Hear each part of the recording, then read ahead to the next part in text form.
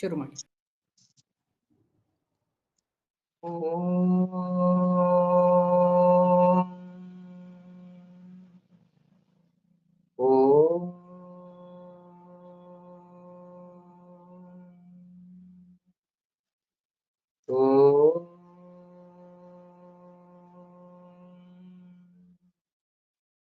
ಶ್ರೀ ಗುರುಭ್ಯೋ ನಮಃ.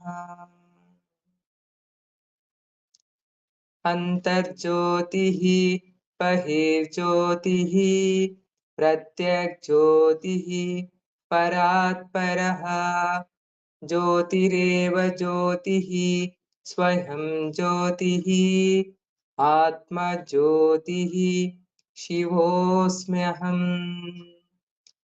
ಗುರುರ್ಬ್ರಹ್ಮಾ ಗುರುರ್ವಿಷ್ಣುರ್ ಗುರುರ್ದೇವೋ ಮಹೇಶ್ವರಃ ಗುರು ಸಾಕ್ಷಾತ್ ಪರಂ ಬ್ರಹ್ಮ ತಸ್ಮೈ ಶ್ರೀ ಗುರವೇ ನಮಃ.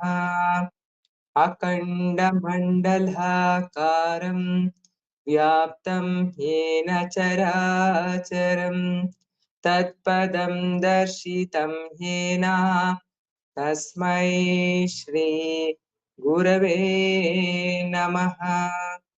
ನಾರಾಯಣ ಸಮಾರಂಭಾಂ ಶಂಕರಾಚಾರ್ಯ ಮಧ್ಯಮಾಂ ಅಸ್ಮದಾಚಾರ್ಯ ಪರ್ಯಂತಾಂ ವಂದೇ ಗುರು ಪರಂಪರಾಂ.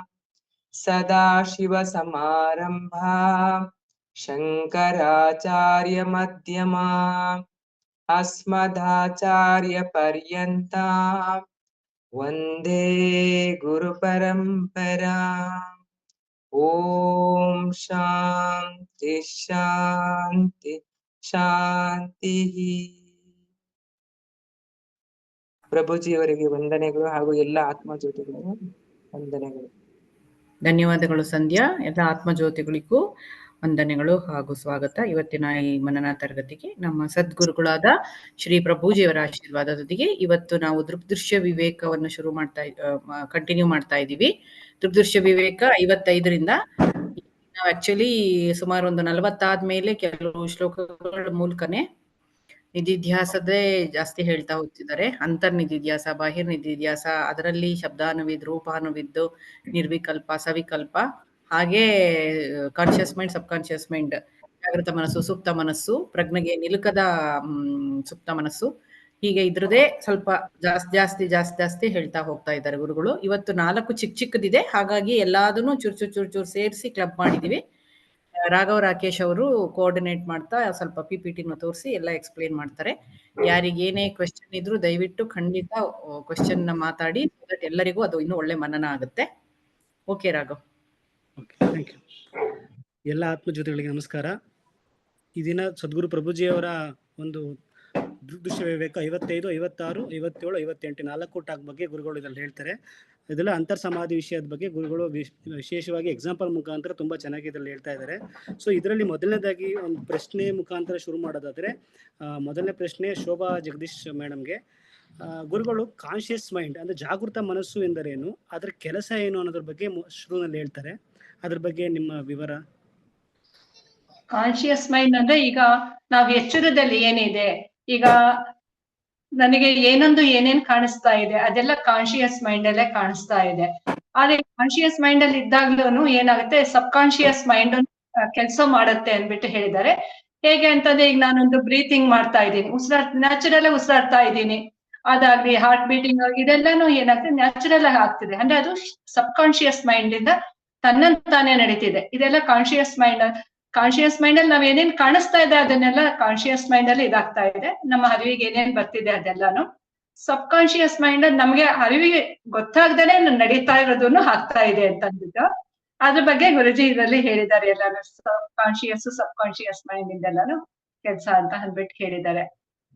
ಓಕೆ, ಅಂದ್ರೆ ಕಾನ್ಶಿಯಸ್ ಮೈಂಡ್ ಅಂದ್ರೆ ಗುರುಜಿ ಹೇಳ್ತಾರೆ ಇದು ಬಾಹ್ಯ ಪ್ರಪಂಚ ಏನೇನೆಲ್ಲ ಕಾಣುತ್ತೆ ಅದ್ರ ಬಗ್ಗೆ ಕಾನ್ಶಿಯಸ್ ಮೈಂಡ್ ಹೇಳ್ತಾರೆ. ಅದೇ ನೆಕ್ಸ್ಟ್ ಕ್ವಶನ್ ಬಂದು ಸಂಧ್ಯಾ ಸುರೇಶ್ ಮೇಡಮ್ಗೆ. ಇಲ್ಲಿ ನೆಕ್ಸ್ಟ್ ಪ್ರಶ್ನೆ ಅವರೇ ಅದು ಹೇಳಿದ್ರು, ಉತ್ತರ ಕೂಡ ಕೊಟ್ಟರು. ಅದು ನೀವೊಂದ್ಸಲ ಹೇಳಿ. ಸಬ್ ಕಾನ್ಶಿಯಸ್ ಮೈಂಡ್ ಬಗ್ಗೆ ಅದರ ಕೆಲಸ ಏನು, ಮತ್ತೆ ಅದನ್ನ ಸಬ್ ಕಾನ್ಶಿಯಸ್ ಮೈಂಡ್ ಅಂದ್ರೆ ಏನು ಅಂತ ಗುರುಗಳು ಹೇಳ್ತಾರೆ, ಅದ್ರ ಬಗ್ಗೆ ಹೇಳಿ. ಶೋಭಾ ಹೇಳ್ದಂಗೆ ಕಾನ್ಶಿಯಸ್ ಅಂತ ಹೇಳಿದ್ರು. ಕಾನ್ಶಿಯಸ್ ಅಂದ್ರೆ ಈಗ ನಾವೆಲ್ಲ ನಿಮ್ಮ ಹತ್ರ ಎಲ್ಲ ಒಟ್ಟಿಗೆ ಈಗ ಮೊಬೈಲ್ ಇಟ್ಕೊಂಡು ಎಲ್ಲ ಲ್ಯಾಪ್ಟಾಪ್ ಇಟ್ಕೊಂಡು ಮಾತಾಡ್ತಿದೀವೆಲ್ಲ, ಮಾಡ್ತಿದೀವಲ್ಲ ಕೆಲಸ ಕಾರ್ಯಗಳು, ಇದೆಲ್ಲ ಚರ್ಚೆ ಇಲ್ಲ, ಇದು ಕಾನ್ಶಿಯಸ್. ಸಬ್ ಕಾನ್ಶಿಯಸ್ ಅಂತಂದ್ರೆ ಇವಾಗ ರಾತ್ರಿ ನಾವು 3 ಅವಸ್ಥೆ ಹೇಳ್ತೀವಿ. ಇವಾಗ ಎಚ್ಚರ, ಕನಸು, ಗಾಢ ನಿದ್ರೆ ಅಂತ. ಈ ಕನಸು ಅಂತ ಹೇಳ್ತೀವಲ್ಲ, ಇದು ಸಬ್ ಕಾನ್ಶಿಯಸ್ ಅಂತ ಹೇಳ್ತೀವಿ. ಸಬ್ ಕಾನ್ಶಿಯಸ್ ಅಂದ್ರೆ ಇವಾಗ ನಿದ್ರೆಲಿ ಏನಾಗುತ್ತೆ, ಅಲ್ಲಿ ಎಲ್ಲಾ ಕೆಲಸ ಮಾಡ್ತಿರತ್ತೆ. ಏನೇನ್ ಮಾಡುತ್ತೆ ಇವಾಗ ಕಾನ್ಶಿಯಸ್ ಅಲ್ಲಿ ಇವಾಗೆಲ್ಲ ಇದ್ ಮಾತಾಡ್ತಿದೀವಲ್ಲ, ಇದು ಕಾನ್ಶಿಯಸ್ ಅಂತೀವಿ. ಸಬ್ ಕಾನ್ಶಿಯಸ್ ಅಲ್ಲಿ ನಮ್ಗೆ ಅರಿವಿಲ್ಲದೆ ಮಾಡ್ತಿರ್ತೀವಿ. ಈಗ ಏನಂತಂದ್ರೆ ಎಕ್ಸಾಂಪಲ್ ನಮ್ಮ ಪ್ರಭುಜಿ ಮಲಗಿದಾಗ ಹಾರ್ಟ್ ಬೀಟ್ ಆಗ್ತಾ ಇರುತ್ತೆ, ಬ್ಲಡ್ ಸರ್ಕ್ಯುಲೇಷನ್ ಆಗ್ತಾ ಇರುತ್ತೆ, ಉಸಿರಾಟದ ಕ್ರಿಯೆ ತನ್ನಂತೆಗೆ ತಾನೇ ಆಗ್ತಾ ಇರುತ್ತೆ. ನಮ್ಮ ಏನೇನು ರಾತ್ರಿ ನಾವೆಲ್ಲ ಎಚ್ಚರ ಇದ್ದಾಗ ಏನೇನ್ ಫುಡ್ ತಗೊಳ್ತೀವಿ ಅದೆಲ್ಲ ಆಟೋಮೆಟಿಕಲಿ ಡೈಜೆಷನ್ ಮಾಡ್ತಿದ್ವಿ. ನಾವ್ ಅನ್ಕೋತೀವಿ ನಾವ್ ಏನು ಮಾಡ್ತಿಲ್ಲ, ನಾವ್ ಏನೇನ್ ತಿಂದಿದೀವೋ ಅದನ್ನೆಲ್ಲ ಜೀರ್ಣ ಮಾಡ್ತಿರುತ್ತೆ. ಬೇಕಿರೋದು ಇಟ್ಕೊಳತ್ತೆ, ಬೇಡದಿರೋದೆಲ್ಲ ಆಚೆ ತೆಗ್ದಾಕ್ತಾ ಇರುತ್ತೆ. ಇದೆಲ್ಲ ಸಬ್ ಕಾನ್ಶಿಯಸ್. ನಮ್ಗೆ ಅರಿವಿಲ್ದನೆ ಅದಷ್ಟಕ್ಕದೇ ಆಟೋಮೆಟಿಕಲಿ ಮಾಡ್ತೇವೆ. ನಾವ್ ಅನ್ಕೊಂತೀವಿ ನಾನ್ ತಿಂದ್ರೆ ನಾನ್ ಎಕ್ಸರ್ಸೈಸ್ ಮಾಡ್ತೀನಿ, ನಾನ್ ಏನ್ ಮಾಡ್ತೀನಿ, ಎಕ್ಸರ್ಸೈಸ್ ಮಾಡ್ಬಿಟ್ರೆ ಡೈಜೆಷನ್ ಆಗ್ಬಿಡುತ್ತಾ? ಅದೇನ್ ಬೇಕೋ ಅದ್ ಇಟ್ಕೊಂಡ್ ಬೇಡ್ದಲ್ಲ ತೆಗ್ದಾಕ್ತಾ ಇರುತ್ತಲ್ಲ, ಒಳ್ಳೇದನ್ನ ಇಟ್ಕೊಂಡ್ ಬೇಡ್ದಲ್ಲ ಅದೆಲ್ಲ ಸಬ್ ಕಾನ್ಶಿಯಸ್ ಆಟೋಮೆಟಿಕಲಿ ಮಾಡ್ತಾ ಇರುತ್ತೆ. ಅದು ಕಾನ್ಶಿಯಸ್, ಅದು ಸಬ್ ಕಾನ್ಶಿಯಸ್ ಅನ್ನೋದು ಮುಂದಕ್ಕೆ ಇನ್ನ ಎಕ್ಸ್ಪ್ಲೇನ್ ಮಾಡ್ತಾ ಇದ್ರೆ ಇನ್ನ ಚೆನ್ನಾಗಿ ಬರ್ತಾ ಇರುತ್ತೆ. ಒಂದ್ ಪ್ರಶ್ನೆ ಸಂಧ್ಯಾ ಮೇಡಮ್ ನಿಮ್ಗೆ. ಸಬ್ ಕಾನ್ಶಿಯಸ್ ಮೈಂಡ್ ಅಂತ ಹೇಳಿದ್ರಿ ನೀವೀಗ. ಸಬ್ ಕಾನ್ಶಿಯಸ್ ಮೈಂಡ್ ಬಗ್ಗೆ ಹೇಳ್ಬೇಕಾದ್ರೆ ಬರೀ ಅದು ಡೀಪ್ಸ್ಲಿ ಅದು ಸ್ವಪ್ನಲ್ಲಿ ಮಾತ್ರ ಕೆಲಸ ಮಾಡುತ್ತಾ, ಜಾಗೃತಿ ವ್ಯವಸ್ಥೆಯಲ್ಲಿ ಏನ್ ಕೆಲಸ ಮಾಡುತ್ತೆ ಅದ್ರ ಬಗ್ಗೆ ನೀವ್ ಹೇಳಿಲ್ಲ. ಇವಾಗ ಗುರುಜಿ ಅಲ್ಲೊಂದು ಎಕ್ಸಾಂಪಲ್ ಹೇಳಿದ್ದಾರೆ. ನಾನು ಹಡಗಿನಲ್ಲಿ ಹೋಗ್ತಾ ಇರೋದು ಒಂದು ಇಮ್ಯಾಜ್ ಮಾಡ್ಕೊ ಅಂದ್ರೆ, ಇಮ್ಯಾಜಿನ್ ಅಲ್ಲಿ ಕಾನ್ಶಿಯಸ್ ಸಬ್ ಕಾನ್ಶಿಯಸ್ ಎರಡೂ ಮಾಡುತ್ತೆ ಅಂತ ಹೇಳ್ತಾರೆ.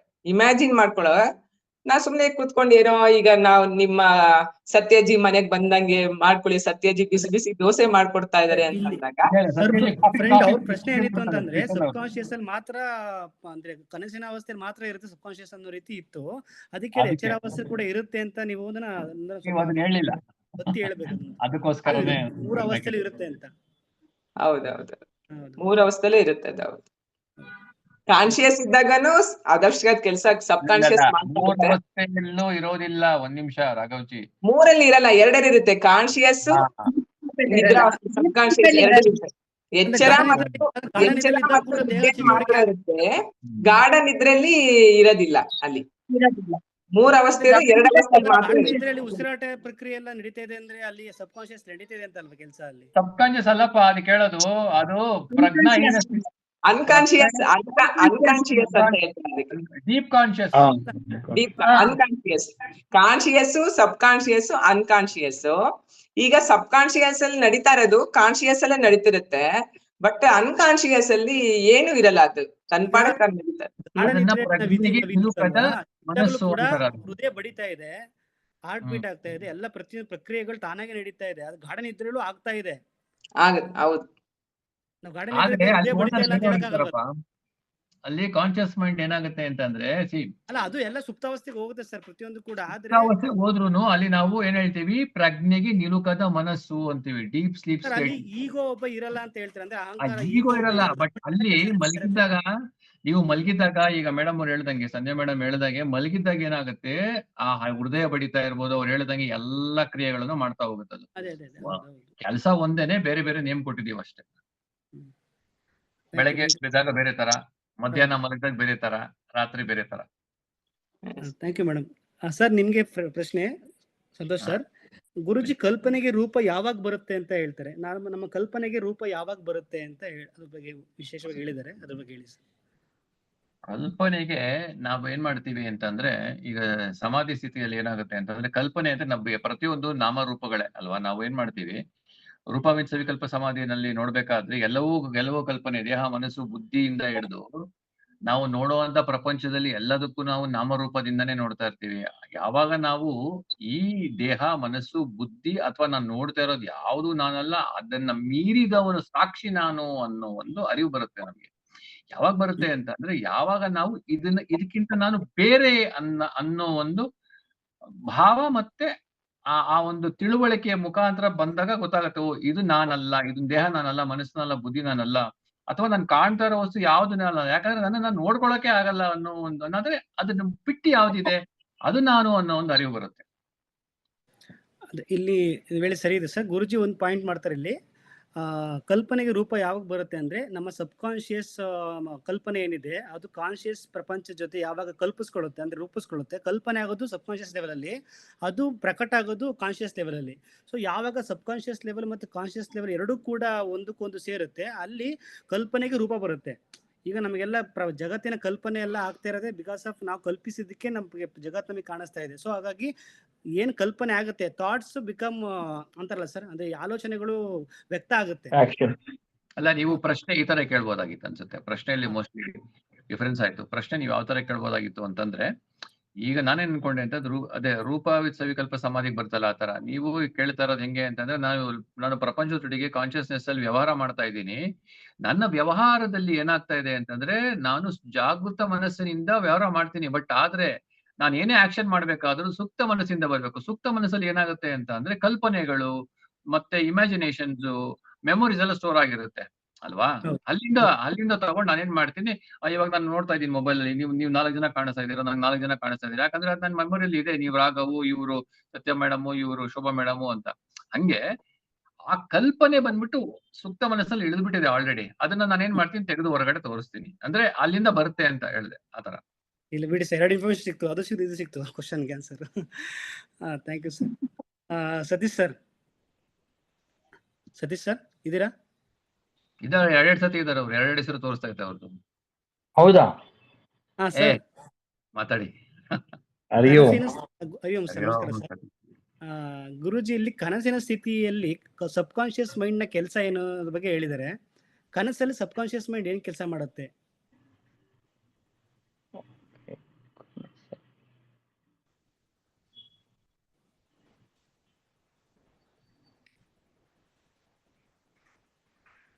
ಅವ್ರು ಕನ್ಸ್ಕೋಬಿಟ್ರು ಅನ್ಸುತ್ತೆ.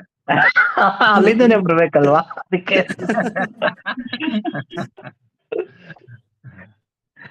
ಸಬ್ ಕಾನ್ಶಿಯಸ್ ಮೈಂಡ್ ಅಲ್ಲಿ ಕನಸಲ್ಲಿ ಇಟ್ಸ್ ಲೈಕ್ ಡೀಪ್ ಸ್ಲೀಪ್ ಅಲ್ಲಿ it will give you a that talking about deep sleep sir, we are talking about dream state sir. Deep sleep ಅಲ್ಲಿ ಡ್ರೀಮ್ ಸ್ಟೇಟ್ ಬರುತ್ತಲ್ವಾ? ಇಲ್ಲ, ಫಸ್ಟ್ ಡ್ರೀಮ್ ಬರುತ್ತೆ ಸರ್, ಆಮೇಲೆ deep sleep ಹೋಗ್ತೀವಿ ಸರ್. ಹೌದಾ? Deep sleep ಹೋದ್ಮೇಲೆ ಡ್ರೀಮ್ ಬರುತ್ತೆ ಸರ್. ಅದ್ರ ಬಗ್ಗೆ ಡ್ರೀಮ್ ಬಗ್ಗೆ ಹೇಳಿ ಸರ್.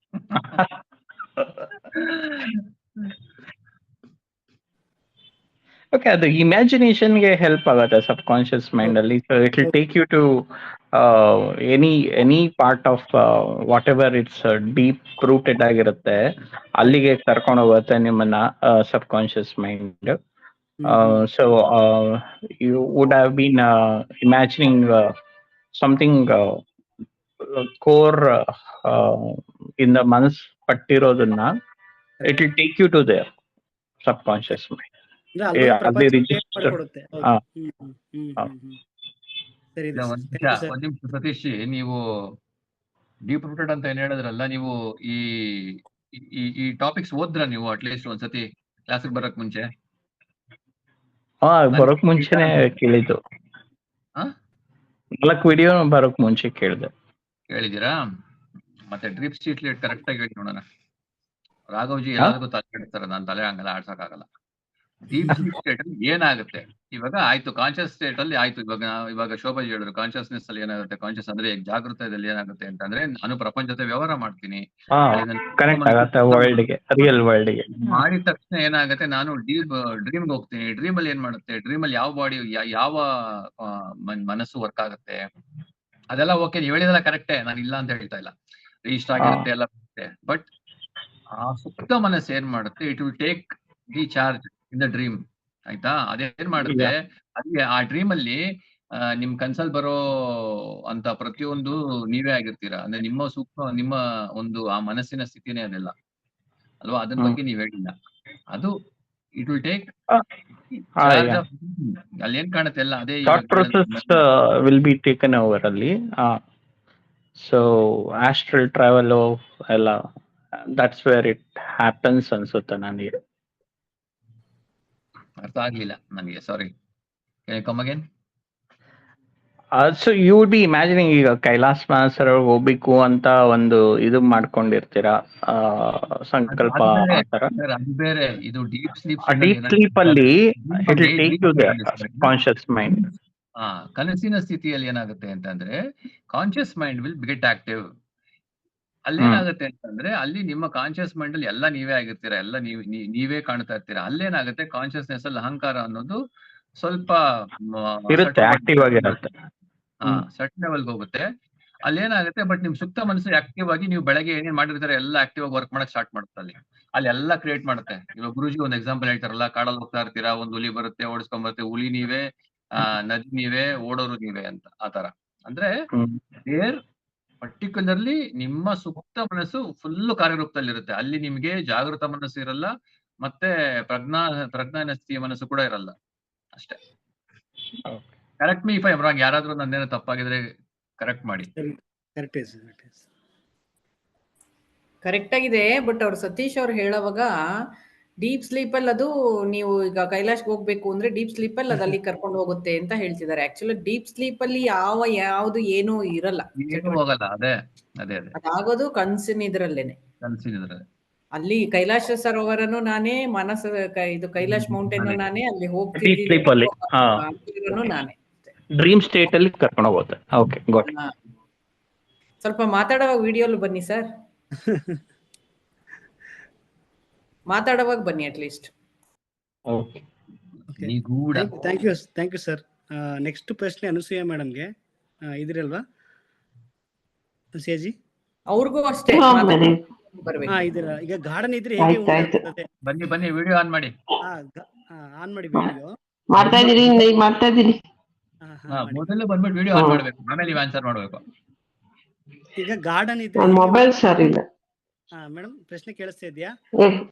ಹೇಳಿ. ಗಾರ್ಡನ್ ಇದ್ರೆ ಹೇಗೆ ಉಂಟಾಗುತ್ತದೆ? ಗಾರ್ಡನ್ ಇದ್ರೆ ಹೇಗೆ ಉಂಟಾಗುತ್ತದೆ? ಏನಾಗುತ್ತೆ, ನಿದ್ದೆ ಮಾಡ್ರೆ ನಿದ್ದೆ ಬರ್ತದಪ್ಪ ಅಷ್ಟೇ. ಅದೇ ಅಲ್ವಾ?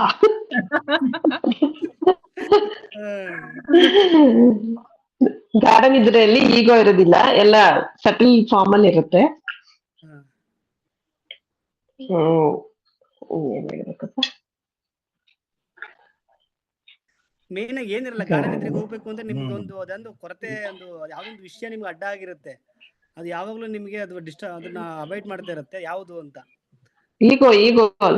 ಈಗೋ ಇರಲ್ಲ. ಗಾರ್ಡನ್ ಇದ್ರೆ ಹೋದ್ಮೇಲೆ ಈಗೋ ಇರಲ್ಲ, ಕರೆಕ್ಟ್.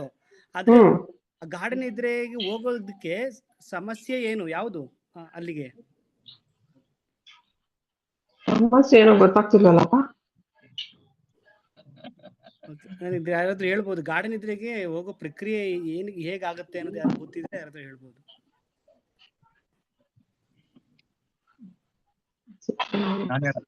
ನಾನು ಹೇಳಲ್ಲ, ಸತೀಶ್ ಜಿ ಹೇಳಿ. ನಾನೇನೋ ಬಿತ್ಕೊಂಡಿದ ತಕ್ಷಣ ಡೀಪ್ ಸ್ಲೀಪ್ ಆಗ್ಬಿಡುತ್ತೆ. ಅವ್ರು ತುಂಬಾ ಕೆಲಸ ಮಾಡಿದ್ರೆ, ತಲೆ ಕೆಟ್ಟಿದ್ರೆ. ನಾಳೆ ಒಳ್ಳೆ ಕತೆ. ನಾವಿಲ್ಲಿ ಸೇರಿರೋದು ನೀವ್ ನಿದ್ದೆ ಹೇಗ್ ಮಾಡ್ತೀರ ಅಂತ ಕೇಳಕ ಚೆನ್ನಾಗಿದೆ. ಪ್ರಕ್ರಿಯೆ ಹೇಳಿ ಸ್ವಾಮಿ, ಪ್ರಕ್ರಿಯೆ ಬಗ್ಗೆ ಹೇಳಿ. ವೆಲ್, ಅದು ರೆಸ್ಟ್ಫುಲ್ ಆಗಿರ್ಬೇಕು. ಥಾಟ್ಲೆಸ್ ಹೋಗ್ಬಿಟ್ಟು ಅಷ್ಟೇ. ಸಂತೋಷ್, ನೀವ್ ಹೇಳಿ, ಚೆನ್ನಾಗಿ ಹೇಳ್ತೀರಾ, ಕೇಳಿಸ್ಕೊಳ್ಳೋಣ. ನಾನ್ ಚೆನ್ನಾಗಿ ಏನೇ ಹೇಳಲ್ಲ, ನೀವು ಚೆನ್ನಾಗಿ ಹೇಳ್ತೀರಾ. ಹೇಳಿ ಸರ್. ಮತ್ತೆ ರೆಸ್ಟ್ಫುಲ್ ಶೋಭಾಜಿ ಹೇಳಿ. ಇನ್ನೊಂದ್ಸತಿ ಕ್ವಶನ್ ಹೇಳಿ ರಾಘವ್. ಗಾರ್ಡನ್ ಇದ್ರೆ ಹೇಗೆ ಉಂಟಾಗುತ್ತದೆ ಅಂತ. ಗಾರ್ಡನ್ ಇದ್ರೆ ಹೇಗೆ ಉಂಟಾಗುತ್ತೆ? ಎಚ್ಚರ ಸ್ವಪ್ನ ಗಾರ್ಡನ್ ಇದ್ದೆ ಹೇಗಾಗುತ್ತೆ ಅಂದ್ರೆ ಅದು ಎಲ್ಲಾನು ಸೂಕ್ಷ್ಮ ಸ್ಥಿತಿಯಲ್ಲಿ ಇರುತ್ತೆ ಅಂತೆಲ್ಲ ಹೇಳ್ತೀವಿ ಎಲ್ಲಾನು. ಹಾಗಾಗ್ಬಿಟ್ಟು ಅಲ್ಲಿ ಏನಾಗುತ್ತೆ, ಕಾನ್ಶಿಯಸ್ ಮೈಂಡು ಇರಲ್ಲ, ಸಬ್ ಕಾನ್ಶಿಯಸ್ ಮೈಂಡು ಇರಲ್ಲ, ಬಟ್ ಇಮ್ಯಾಜಿನೇಷನ್ ಅನ್ನೋದು ಇರಲ್ಲ. ಎಲ್ಲ ಅನ್ಕಾನ್ಶಿಯಸ್ ಮೈಂಡ್ ಅಲ್ಲಿ ಇರುತ್ತೆ. ಬಟ್ ಹಾರ್ಟ್ ಬೀಟು ಇದೆಲ್ಲ ಹೇಗಪ್ಪ ಆಗ್ತಿದೆ ಅಂದ್ರೆ ಅದು ಹಾಗೆ ಆಗ್ತಾ ಇದೆ ಅಂತ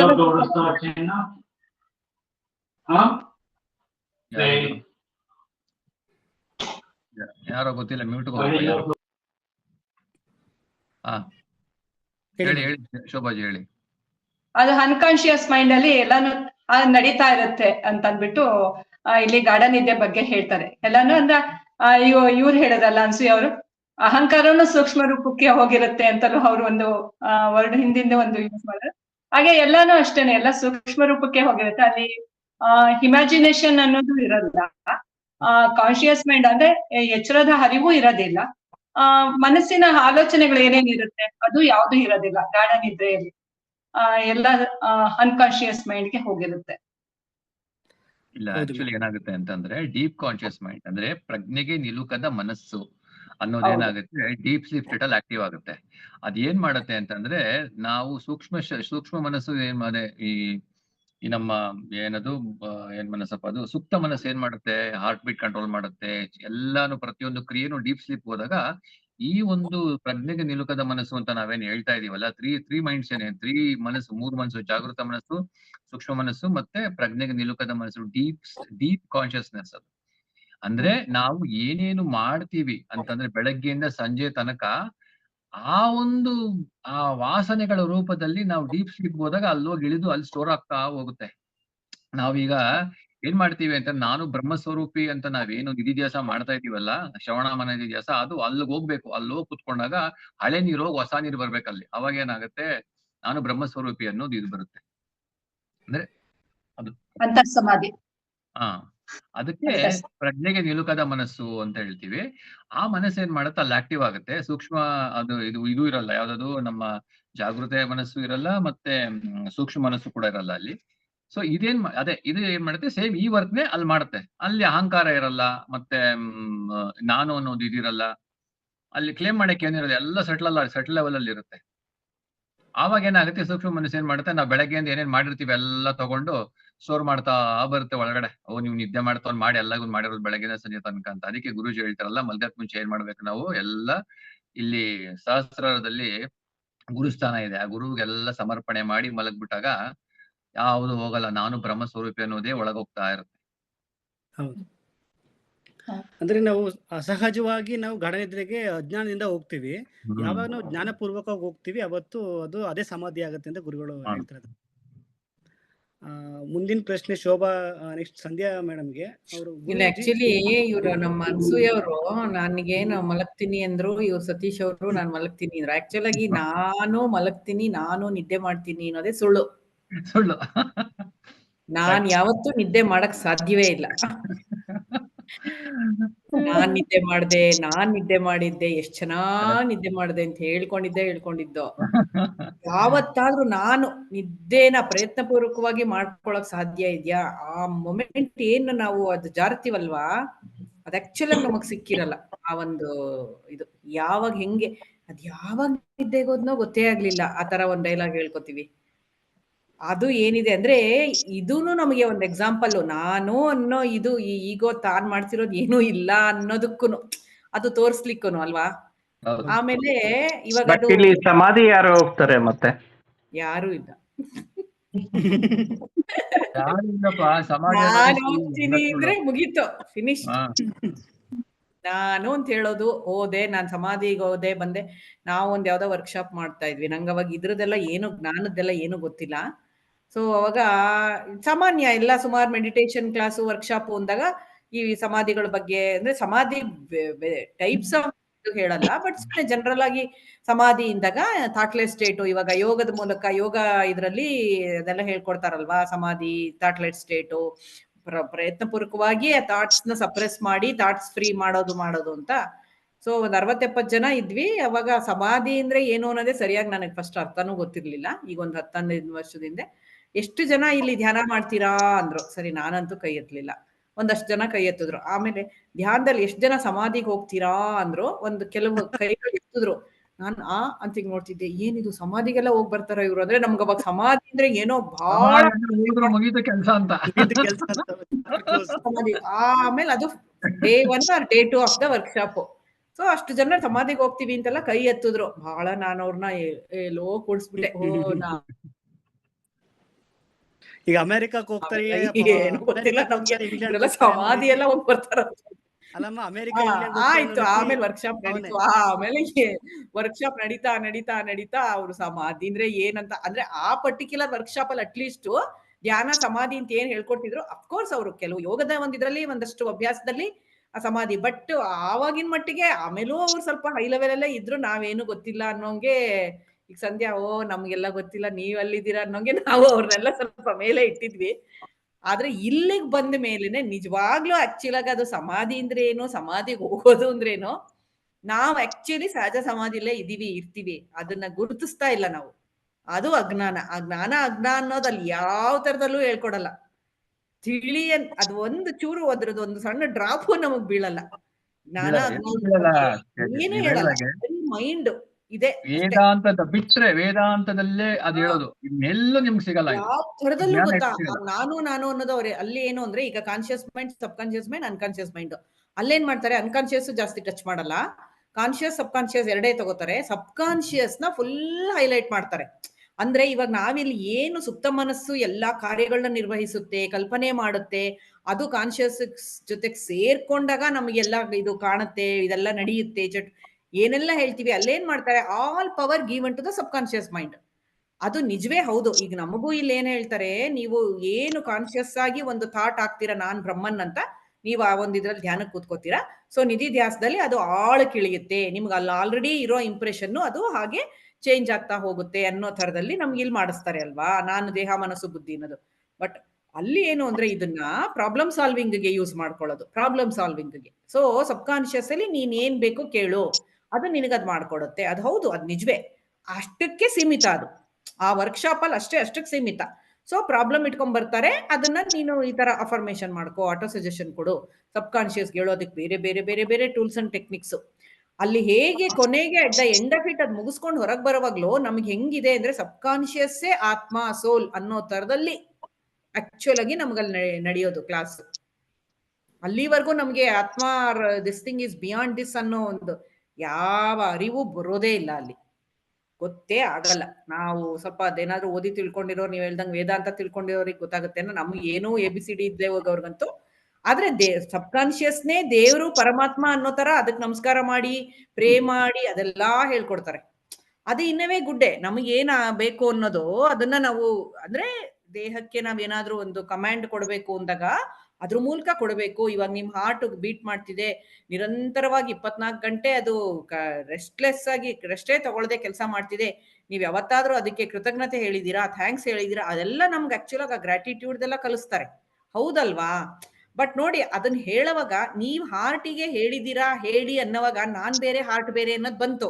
ಬಟ್ ನಮಗಲ್ಲಿ ಆ ಮಾಡೋ ಪ್ರಾಸೆಸ್ ಅಲ್ಲೂ ಬೇರೆ ಅನ್ನೋದು ಗೊತ್ತೇ ಆಗಿರಲ್ಲ, ಅಷ್ಟು ತಿಂಕೆ ಮಾಡಿರಲ್ಲ ನಾವು. ಇಲ್ಲಿ ಫಸ್ಟ್ ಮಾಡೋದೇ ಅದು, ನೀನು ಅದನ್ನ ನೋಡ್ತಿದ್ಯಾ, ಸೊ ನೀನು ಅದರಿಂದ ಬೇರೆ, ನಾನು ಯಾರು, ಅಲ್ಲಿ ನಮ್ಗೆ ಅಲ್ಲಿಂದ ಸ್ಟಾರ್ಟ್ ಮಾಡ್ತಾರೆ ನೋಡಿ.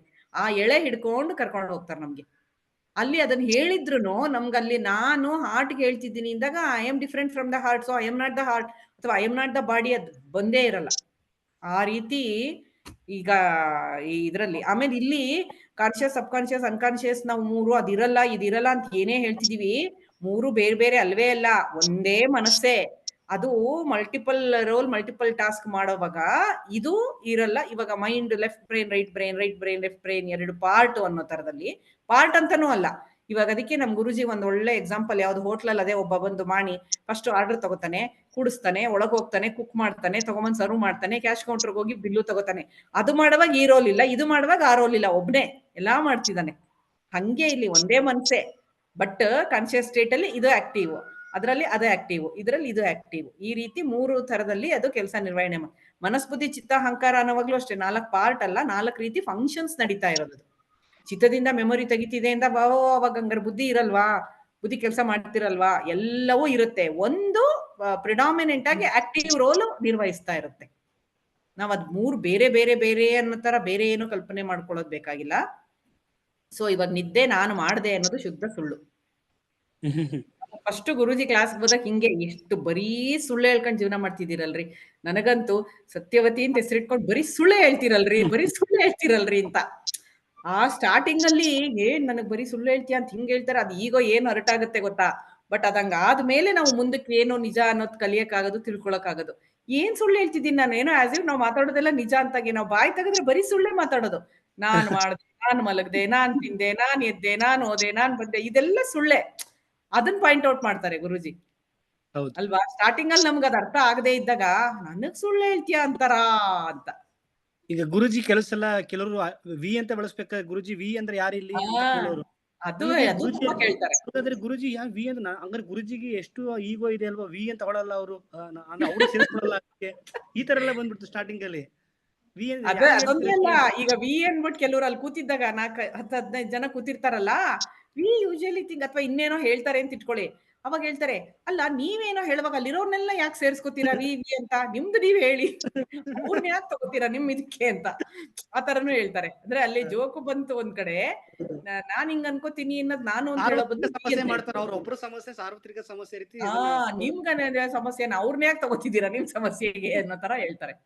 ತುಂಬಾ ಒಂಥರ ಎಷ್ಟು ಹಗುರವಾಗಿ ಲೈಟ್ ಆಗಿ ನಮ್ಗ ಅದನ್ನ ಎಷ್ಟು ಈಸಿಯಾಗಿ ಅರ್ಥ ಮಾಡಿಸ್ಕೊಂಡು ಜೋಕಲ್ಲಿ ಹೇಳ್ಕೊಂಡು ಹೊರಟೋಗ್ತಾರಲ್ವಾ. ಓಕೆ ಮುಂದುವರಿಸಿ. Thank you. ಸಂಧ್ಯಾಜಿ, ನನ್ನ ಪ್ರಶ್ನೆ ನಿಮಗೆ, ಅಂತರ್ ಸಮಾಧಿ ಸಾಧಿಸುವ ಪ್ರಕ್ರಿಯೆಗಳೇನು, ಆ ಪ್ರಕ್ರಿಯೆ ಹೇಗಿರುತ್ತೆ?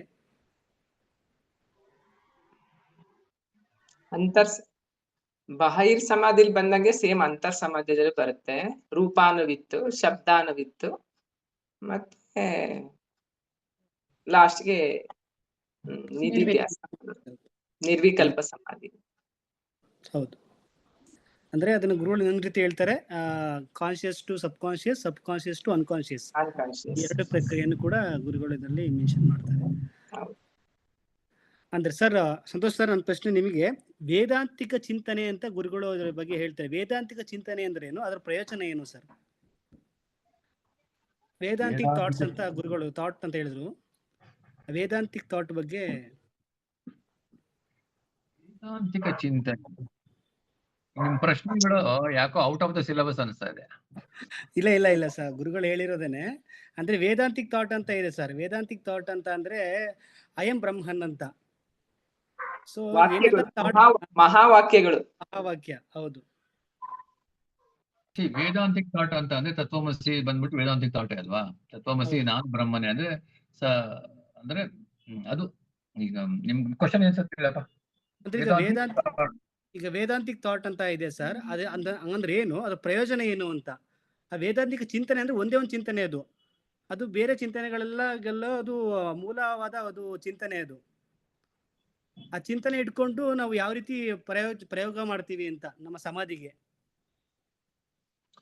ನಿಧಿಧ್ಯಾಸಕ್ಕೆ. ಹೌದು. ವೇದಾಂತಿಕ್ ಚಿಂತನೆ, ವೇದಾಂತಿಕ್ ಚಿಂತನೆ ಅಂತಂದ್ರೆ ಆತ್ಮನೋಮೋಕ್ಷಾರ್ಥಂ ಜಗತ್ಹಿತಾಯ ಅನ್ನೋದು ಕೂಡ ಒಂದು ವೇದಾಂತಿಕ್ ಚಿಂತನೆನೇ ಅಲ್ವಾ. ಈಗ ನಾವೇನ್ ಮಾಡ್ತಾ ಇದೀವಿ, ನಮ್ಮ ಆತ್ಮಕ್ಕೆ ಮೋಕ್ಷಕ್ಕೆ ಏನ್ ಬೇಕು, ಮತ್ತೆ ಅದು ಬಿಟ್ಟು ನಾನು ಸಮಾಜಕ್ಕೆ, ಲೋಕ ಕಲ್ಯಾಣಕ್ಕೆ ಒಬ್ಬ ಜ್ಞಾನಿಯಾಗಿ ಏನ್ ಮಾಡಬಹುದು ಅನ್ನೋ ಚಿಂತನೆ ಕೂಡ ಬರಬಹುದು ಅದರಲ್ಲಿ. ನನಗೆ ನಿಮ್ ಕ್ವಶನ್ ಸರಿಯಾಗಿ ಕ್ಲಾರಿಟಿ ಸಿಗ್ಲಿಲ್ಲ. I am not able to answer your question. ಅಂದ್ರೆ ಸರ್, ಈಗ ಎಕ್ಸಾಂಪಲ್ ಬೇರೆ ತರ ಹೇಳಿ ನೀವು. ನಮಗೆ ಸಬ್ ಕಾನ್ಶಿಯಸ್ ಅಲ್ಲಿ ತುಂಬಾ ಆಲೋಚನೆಗಳಿದೆ ಸರ್, ಲಕ್ಷಾಂತರ ಆಲೋಚನೆಗಳು ಬರ್ತಾ ಇರುತ್ತೆ. ಆದ್ರೆ ಒಂದು ಆಲೋಚನೆ ಗಟ್ಟಿಯಾಗಿ ಇಟ್ಕೋಬೇಕು. ಆಗ ಒಂದು ಆಲೋಚನೆ ವೇದಾಂತಿಕ ಆಲೋಚನೆ ಆಗಿದೆ. ಸೊ ಒಂದು ಆಲೋಚನೆ ಇಟ್ಕೊಂಡು ನೀವೆಲ್ಲ ಆಲೋಚನೆಗಳನ್ನ ನೀವು ನೆಗ್ಲೆಕ್ಟ್ ಮಾಡಬಹುದು.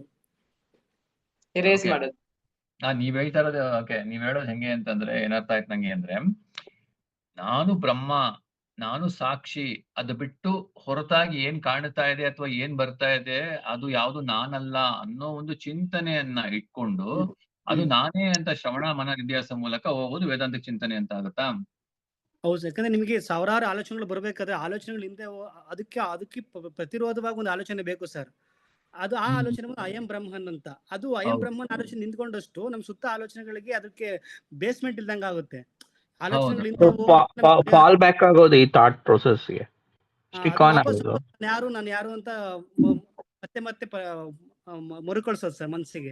ಮನಸ್ಸು ಏನೇನೇ ಆಲೋಚನೆಗಳು ಕೊಡ್ತಾ ಇದ್ರು ಕೂಡ ಅಲ್ಲ, ಅಯಂ ಬ್ರಹ್ಮನ್ ಅಂತ ಆಲೋಚನೆಗಳು ವಾಪಸ್ ಕೊಡ್ತಾ ಇದ್ರೆ ಅದ್ರ ಸಂಖ್ಯೆ ಕಡಿಮೆ ಆಗುತ್ತೆ, ಮತ್ತೆ ಅದ್ರದ್ದು ಬಲಹೀನತೆ ಆಗುತ್ತೆ ಅದ್ರದ್ದು ಆಲೋಚನೆಗಳದ್ದು. ಅದು ಬಂದ್ಬಿಟ್ಟು ಹೆಂಗೆ ಅಂತಂದ್ರೆ ನೀವ್ ಹೇಳಿದೀಗ ಆ ಚಿಂತನೆನೇ ಅಲ್ವಾ ಶ್ರವಣ ಮನನ ನಿಧಿಧ್ಯಾಸದಲ್ಲಿ ಇರೋದು. ಅದೇ ನಾನು ಬ್ರಹ್ಮ ಸ್ವರೂಪಿ ಅನ್ನೋ ಒಂದು ಚಿಂತನೆನ ಗುರುಜಿ ಹೇಳ್ತಾರಲ್ಲ, ಮೊದ್ಲು ಅದನ್ನ ಇಟ್ಕೊಂಡು ನೀವು ಚಿಂತನೆ ಮಾಡ್ತಾ ಆಮೇಲೆ ಅದನ್ನು ಬಿಟ್ಬಿಡ್ಬೇಕು ಅಂತ. ಅಂದ್ರೆ ಇನಿಷಿಯಲಿ ನಮಗೆ ಈ ಬೇರೆ ಥಾಟ್ಸ್ ಯಾವ್ದು ಬರಬಾರ್ದು, ಅಂದ್ರೆ ಆ ಸಿಂಗಲ್ ಥಾಟ್ ನ ಇಟ್ಕೊಂಡು ನಾವು ಮುಂದೆ ಹೋಗ್ತಾ ಹೋಗ್ತಾ ಹೋಗ್ತಾ ಏನಾಗುತ್ತೆ, ನಾನು ಬ್ರಹ್ಮಸ್ವರೂಪಿ ಅನ್ನೋ ಒಂದು ನನ್ನ ಸುಪ್ತ ಮನಸ್ಸಿಗೆ ಇಳಿದಾಗ ಅದನ್ನು ಬಿಟ್ಬಿಟ್ರೆ ಎಲ್ಲವೂ ಬ್ರಹ್ಮನೇ ಆಗ್ಬಿಡುತ್ತೆ ಆತರ. ಅಂದ್ರೆ ಒಂದ್ ಬೇಕು ಅಂತ ಗುರುಗಳು ಇವಾಗ ಸಡನ್ ಆಗಿ ಹೌದು, ಒಂದು ರೆಫರೆನ್ಸ್ ಪಾಯಿಂಟ್ ಬೇಕು. ಕರೆಕ್ಟ್, ಒಂದು ರೆಫರೆನ್ಸ್ ಪಾಯಿಂಟ್ಗೆ ನಾವು. ಹೌದು, ಆ ರೀತಿ ಪ್ರಶ್ನೆ ಇತ್ತು ಸರ್. ಅದು ಏನಿಲ್ಲ, ಕ್ವೆಶ್ಚನ್ ಟ್ವಿಸ್ಟ್ ಮಾಡಿದಾರೆ ಅಷ್ಟೇ ಅವರು, ಏನಿಲ್ಲ ಅಲ್ಲಿ. ವೇದಾಂತದ ಚಿಂತನೆ ಇದ್ರೆ ನಾನು ಬ್ರಹ್ಮನ್ ಅನ್ನೋದೇನೆ, ಆ ಥಾಟ್ ಅನ್ನೋದನ್ನ ಚಿಂತನೆ ಅನ್ನೋ ರೀತಿಲಿ ಒಂದು ಯೋಚನೆ ಅನ್ನೋದನ್ನ ಚಿಂತನೆ ಅನ್ನೋ ಪದ ಉಪಯೋಗಿಸಿದ್ದಾರೆ ಅಲ್ಲಿ. ಆಕ್ಚುಲಿ ಆಗಿ ಅದೇ ಆ ಬ್ರಹ್ಮಾಕಾರ ವೃತ್ತಿ ಅನ್ನೋ ತರ ವೃತ್ತಿ ಅಂತಾನು ಹೇಳ್ತಾರೆ ಥಾಟ್ಸ್ಗೆ. ಆಕ್ಚುಲಿ ಅದನ್ನ ಚಿಂತನೆ ವೃತ್ತಿ ಅಂತ ಹೇಳ್ಬೋದು. ಅಹಂ ವೃತ್ತಿ, ಇದಂ ವೃತ್ತಿ, ಬೇರೆ ಬೇರೆ ಬೇರೆ ರೀತಿಲಿ. ಇಲ್ಲಿ ಬೇಬಿ ಪರ್ಟಿಕ್ಯುಲರ್ಲಿ ಅವರು ಚಿಂತನೆ ಅನ್ನೋ ಪದ ಉಪಯೋಗಿಸಿರಬಹುದು ಗುರುಜಿ ಈ ಟಾಕ್ ಅಲ್ಲಿ. ಮೆಂಟಲ್ ಒಂದು ಇದನ್ನ ಇಟ್ಕೋಬೇಕು ನೀವು ಅಂತ. ವೇದಾಂತಿಕ್ ಥಾಟ್ ಒಂದು thought. Okay, thank you sir. Anasuya ji, Kokila ಅವ್ರು ಜಾಯ್ನ್ ಆಗಿದ್ದಾರೆ. ಕೋಕಿಲಾ ಬಂದಿರಾ? ಕೋಕಿಲಾಜಿ ನಮಸ್ಕಾರ. ಹರಿ ಓಂ. ಹರಿ ಓಂ ರಾಘವ್ ಜಿ, ಹರಿ ಓಂ ಸತ್ಯಾಜಿ, ಹರಿ ಓಂ ಎಲ್ಲಾರ್ಗೂ. ಹರಿ ಓಂ. ವಿಡಿಯೋ ಆನ್ ಮಾಡಿ ಆಯ್ತಾ? ನಿಮಗೆ ಬಂದ ತಕ್ಷಣ ಊಟ ಬಡಿಸ್ತಾ ಇದೀವಿ ಅಮ್ಮ ನೋಡಿ. ನನ್ನ ಪ್ರಶ್ನೆ ನಿಮ್ಗೆ ಕೋಕಿಲಾಜಿ, ರೂಪಾನ್ವಿತ್ ಸವಿಕಲ್ಪ ಸಮಾಧಿ. ಬನ್ನಿ. ರೂಪಾನ್ವಿತ್ ಸವಿಕಲ್ಪ ಸಮಾಧಿ ಎಂದರೆ ಏನು ಅಂತ ಗುರುಗಳು ಹೇಳಿದ್ದಾರೆ, ಅದ್ರ ಬಗ್ಗೆ ಹೇಳ್ತೀರಾ? ಕಾಣಿಸ್ತಾನೆ ಇಲ್ವಲ್ಲ. ಹರಿ ಓಂ. ಹರಿ ಓಂ ಸತ್ಯಾಜಿ, ಹರಿ ಓಂ ರಾಘವ್ಜಿ. ಹರಿ ಓಂ. ಗುರುವಿಗೆ ವಂದಿಸುತ್ತಾ ಈ ದಿನದ ಕಾರ್ಯಕ್ರಮ ಅಂದ್ರೆ ರೂಪದಿಂದ ಅಂತ ಹೇಳಿದ್ರಲ್ಲ. ರೂಪ ಅಂತಂದ್ರೆ ಅದರದ ಅಂದ್ರೆ ನಾವ್ ಹೇಳೋದು ನಮ್ಮ ಮನಸ್ಸಿನ ಆಲೋಚನೆಗಳು ಮತ್ತೆ ಸಂವೇದನೆಗಳೇ ರೂಪಗಳು ಅಂತ ಹೇಳ್ಬೋದು. ಅದನ್ನ ರೂಪನ ಇದ್ ಮಾಡ್ಕೊಂಡ್ ಬರ್ಬೇಕು, ಎರೇಸ್ ಮಾಡ್ಕೊಂಡ್ ಬರ್ಬೇಕು ಅಂತ ಗುರುಗಳು ಹೇಳಿದ್ದಾರೆ. ಹೌದು, ಅಂದ್ರೆ ನೀವ್ ಹೇಳ್ತಾರೆ ಆಲೋಚನೆಗಳು ಏನ್ ಬರ್ತಾ ಇದೆ, ಮೆಂಟಲ್ ಥಾಟ್ಸ್ ಎಲ್ಲ ಏನ್ ಬರ್ತಾ ಇದೆ, ಅದನ್ನ ನೆಗ್ಲೆಕ್ಟ್ ಮಾಡುವಂತ ಪ್ರಕ್ರಿಯೆನೇ ರೂಪಾನ್ವಿತ್ ಸವಿಕಲ್ಪ ಸಮಾಧಿ ಅಂತ ಗುರುಗಳು ಹೇಳ್ತಾರೆ. ಹೌದು. Thank you. ನನ್ನ ನೆಕ್ಸ್ಟ್ ಪ್ರಶ್ನೆ ಶೋಭಾಜಿ ನಿಮಗೆ, ಶಬ್ದಾನ್ವಿತ್ ಸವಿಕಲ್ಪ ಸಮಾಧಿ ಬಗ್ಗೆ ಗುರುಗಳು ಏನ್ ಹೇಳಿದ್ರೆ ಹೇಳ್ತೀರಾ? ಮೊದ್ಲಿಗೆ ರೂಪಾನುವಿತ್ ಅಂತ ಅಂದಾಗ ಏನಾಗ್ತೀವಿ, ನೇತಿ ಕಲಿತಾ ಹೋಗ್ತೀವಿ. ಆ ಗುರುಜಿ ಹಿಂದೆ ಒಂದು ಟಾಕಲ್ ಹೇಳಿದ್ರಲ್ವಾ, ಏರ್ಪೋರ್ಟ್ ಹೋಗಿರೋದು ಒಂದು ಉದಾಹರಣೆ ಹೇಳಿದ್ರಲ್ಲ, ಇವ್ರ ಹೀಗಿದ್ದಾರ ಅಂತ ಅಂದ್ಬಿಟ್ಟು ಅಲ್ಲ ಅಂತ ಅಂದ್ಬಿಟ್ಟು ಬರುತ್ತೆ. ಕೊನೆಗೆ ತೋರ್ಸ್ಬಿಟ್ಟು ಹೇಳ್ತಾರೆ ಅದಲ್ಲ ಅಂತ ಅಂದ್ಬಿಟ್ಟು ಹೇಳ್ತಾರೆ. ಕೊನೆಗೆ ಹೇಳ್ತಾರೆ ಶಬ್ದದಿಂದ ಹೇಳ್ತಾರೆ ಹೀಗಿರ್ಬೋದಾ, ಹೀಗಿದ್ದಾರೆ ಅಂತಂದ್ರೆ ಹೌದು ಅಂತಾರೆ. ಹಾಗೆ ವೇದಾಂತ ಮಾತು ಏನಿದೆ, ವೇದಾಂತದ ಏನಿದೆ ಅದನ್ನ ಶಬ್ದಗಳು, ವೇದ ಮಾತೆಯ ಶಬ್ದಗಳು ಏನಿದೆ ಆ ಮೂಲಕ ನಾವು ಏನ್ ಮಾಡ್ಬೋದು, ಅದ್ರ ಮೂಲಕ ನಿಧಿಧ್ಯಾಸಕ್ಕೆ ಹೋಗಿ ಆ ಮೂಲಕ ಅಂತರ್ಸಮಾಧಿಗೆ ಹೋಗೋದಕ್ಕೆ ಈ ಶಬ್ದಾನುವಿತ್ ಅನುಕೂಲ ಆಗತ್ತೆ. ಅಂದ್ರೆ ವೇದಾಂತದ ಮಾತುಗಳ ಮೂಲಕನೇ ನಮ್ಗೆ, ಅಂದ್ರೆ ಈಗ ಸತ್ಯ ಹೇಳೋದಲ್ಲ ನಾನು ಅಂತ ಅಂದ್ಬಿಟ್ಟು ನಾನು ಯಾರು ಅಂತ ಅಂದ್ಬಿಟ್ಟು ಅಲ್ಲೇ ತಿಳ್ಕೊಂಡು ಆ ಮೂಲಕ ನಾವು ಶಬ್ದಾನುವಿತ್ ಸವಿಕಲ್ಪ ಸಮಾಧಿಗೆ ಹೋದಾಗ ನಿರ್ವಿಕಲ್ಪ ಸಮಾಧಿ ಆಗತ್ತೆ. ಅಂದ್ರೆ ಮನಸ್ಸಿಗೆ ನಾನು ಯಾವ್ದಲ್ಲ ಅಂತ ಮೊದಲು ಹೇಳ್ಬೇಕಾಗತ್ತೆ, ಮತ್ತೆ ಮನಸ್ಸು ನಾನು ಯಾವ್ದಲ್ಲ ಅಂತ ಫಸ್ಟ್ ಹೇಳಾದ್ಮೇಲೆ ನಾನು ಯಾವ್ದು ಅಂತ ಒಂದು ಪ್ರಶ್ನೆ ಬರುತ್ತಲ್ವಾ. ಪ್ರಶ್ನೆ ಬಂದಾಗ ನೀನ್ ಇದು ಅಂತ ಹೇಳಿದಾಗ ಮನಸ್ಸಿಗೆ ಒಂದು ರಿಪ್ಲೇಸ್ಮೆಂಟ್ ಸಿಗುತ್ತೆ. ಈ ರೀತಿ ಅರ್ಥ ಮಾಡ್ಬೋದು. Thank you madam. Thank you Satish sir. ನಿಮ್ ಪ್ರಶ್ನೆ ನನ್ನ ಪ್ರಶ್ನೆ ನಿಮಗೆ, ಮನಸ್ಸನ್ನು ವಾಸನೆಗಳ ಕಡೆ ಅರಿಬಿಡದೆ ಆತ್ಮನ ಕಡೆ ತಿರುಗಿಸೋದು ಹೇಗೆ ಸರ್? ಅವ್ರ ನೆಕ್ಸ್ಟ್ ಕ್ಲಾಸ್ ಇಂದ ಬರಲ್ಲಪ್ಪ ಇಂಥ ಪ್ರಶ್ನೆ ಎಲ್ಲ ಕೇಳಿದ್ರೆ. ಅಲ್ಲ, ಅವ್ರು ಫಸ್ಟ್ ಹೇಳೋದೆ ಅದೇ ನನಗಾಗ್ತಿಲ್ಲ ಅಂತ. ಮಾತಾಡಿ. ಕ್ವಶನ್ ಮಿಸ್ ಆಯ್ತು ಸರ್. ಮನಸ್ಸು ವಾಸನೆಗಳ ಈ ಕಡೆ ಹಿಂದೆ ಹೋಗ್ತಾ ಇದೆ ಸರ್. ವಾಸನೆಗಳು ಏನ್ ಕೊಡ್ತಾ ಇದೆ ಅದರಿಂದ ಹೋಗ್ತಾ ಇದೆ. ಆ ಮನಸ್ಸನ್ನ ವಾಸನೆಯಿಂದ ತಿರುಗಿಸಿ ಆತ್ಮನ ಕಡೆ ತಿರುಗಿಸೋದು ಹೇಗೆ? ಅದ್ರ ರಾಂಗ್ ಡೈರೆಕ್ಷನ್ ಇಂದ ರೈಟ್ ಡೈರೆಕ್ಷನ್ ಗೆ ತರೋದು ಹೇಗೆ ಪ್ರಕ್ರಿಯೆ? ಕೊಡ್ಬಿಡಿ ವಾಸನೆಗಳು ಅಷ್ಟೇ. ವಾಸನೆ ನಾಳೆ ನಾನ್ ನಿಮ್ಗೆ 1 ಕೋಟಿ ಕೊಡ್ತೀನಿ ಅಂತಂದ್ರೆ ಓಡ್ ಬಂದ್ಬಿಡ್ತೀರಾ ಬೆಳಗ್ಗೆನೆ? ಬೇಡ. I'm not the mind, I'm not the body, I'm not the intellect ಕಡೆ ಹೋಗೋದು. ಏನ್ ಮಾಡ್ತೀರಾ ಸತೀಶ್ ಜಿ? ನಾನ್ ನಂಬರ್ ಬ್ಲಾಕ್ ಮಾಡ್ಬಿಡ್ತೀರಾ?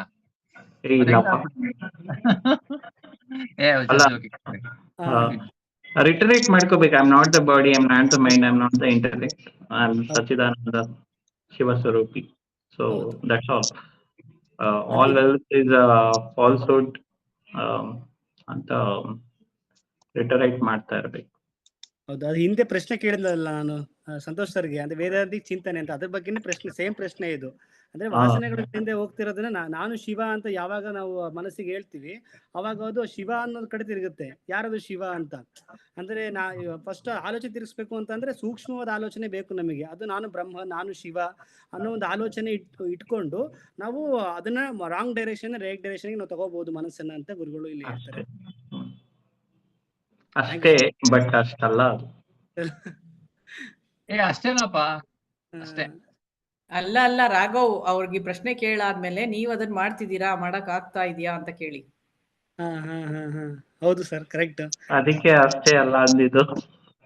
ನೋಡಿ, ಅಷ್ಟೇ ಅಲ್ಲ ಅಂತ ಒಂದ್ ಕಂಡೀಷನ್ ಹಾಕೊಂಡ್ಬಿಟ್ರಿ, ಮುಗೀತು. ಇಲ್ಲ ಅದರಿಂದ ಏನ್ ಹೇಳಿದ್ರು ಅಷ್ಟೇ ಅಂದ್ರು, ಅದು ಅಷ್ಟೇ ಅನ್ನೋದೇ ಬರ್ಬೇಕಲ್ಲಿ, ಅದು ಕಂಡೀಷನ್. ಅಷ್ಟೇ. ಹಂಗೆ ಅಷ್ಟೇ. ಓಕೆ, ಅದೇ ಕೊನೆ ಪ್ರಶ್ನೆ ಅಂದ್ರೆ ಹೇಳ್ಬೋದು ಯಾರ್ದ್ರು, ಅಂದ್ರೆ ವೇದವಾಕ್ಯಗಳನ್ನ ಕಲ್ಪನೆ ಮಾಡಕ್ ಸಾಧ್ಯ ಇಲ್ಲ ಅಂತ ಗುರುಗಳು ಹೇಳ್ತಾರೆ. ಅದು ಏನು, ಯಾವ ವಿಷಯಕ್ಕೆ ಹೇಳ್ತಾರೆ? ಕಲ್ಪನೆಗೆ ಯಾಕೆ ವೇದವಾಕ್ಯಗಳನ್ನ ಕಲ್ಪನೆ ಮಾಡಕ್ ಆಗಲ್ಲ ಅಂತ? ಯಾಕಂದ್ರೆ ಶಬ್ದಗಳಷ್ಟೇ ನೀವು ಕಿವಿಗೆ ಬೀಳ್ಬೇಕು, ಅದನ್ನ ಕಲ್ಪನೆ ಹಿಂದೆ ಹೋಗ್ಬೇಡಿ ಅಂತಾರೆ. ಏನಕ್ಕೆ ವೇದವಾಕ್ಯಗಳನ್ನ?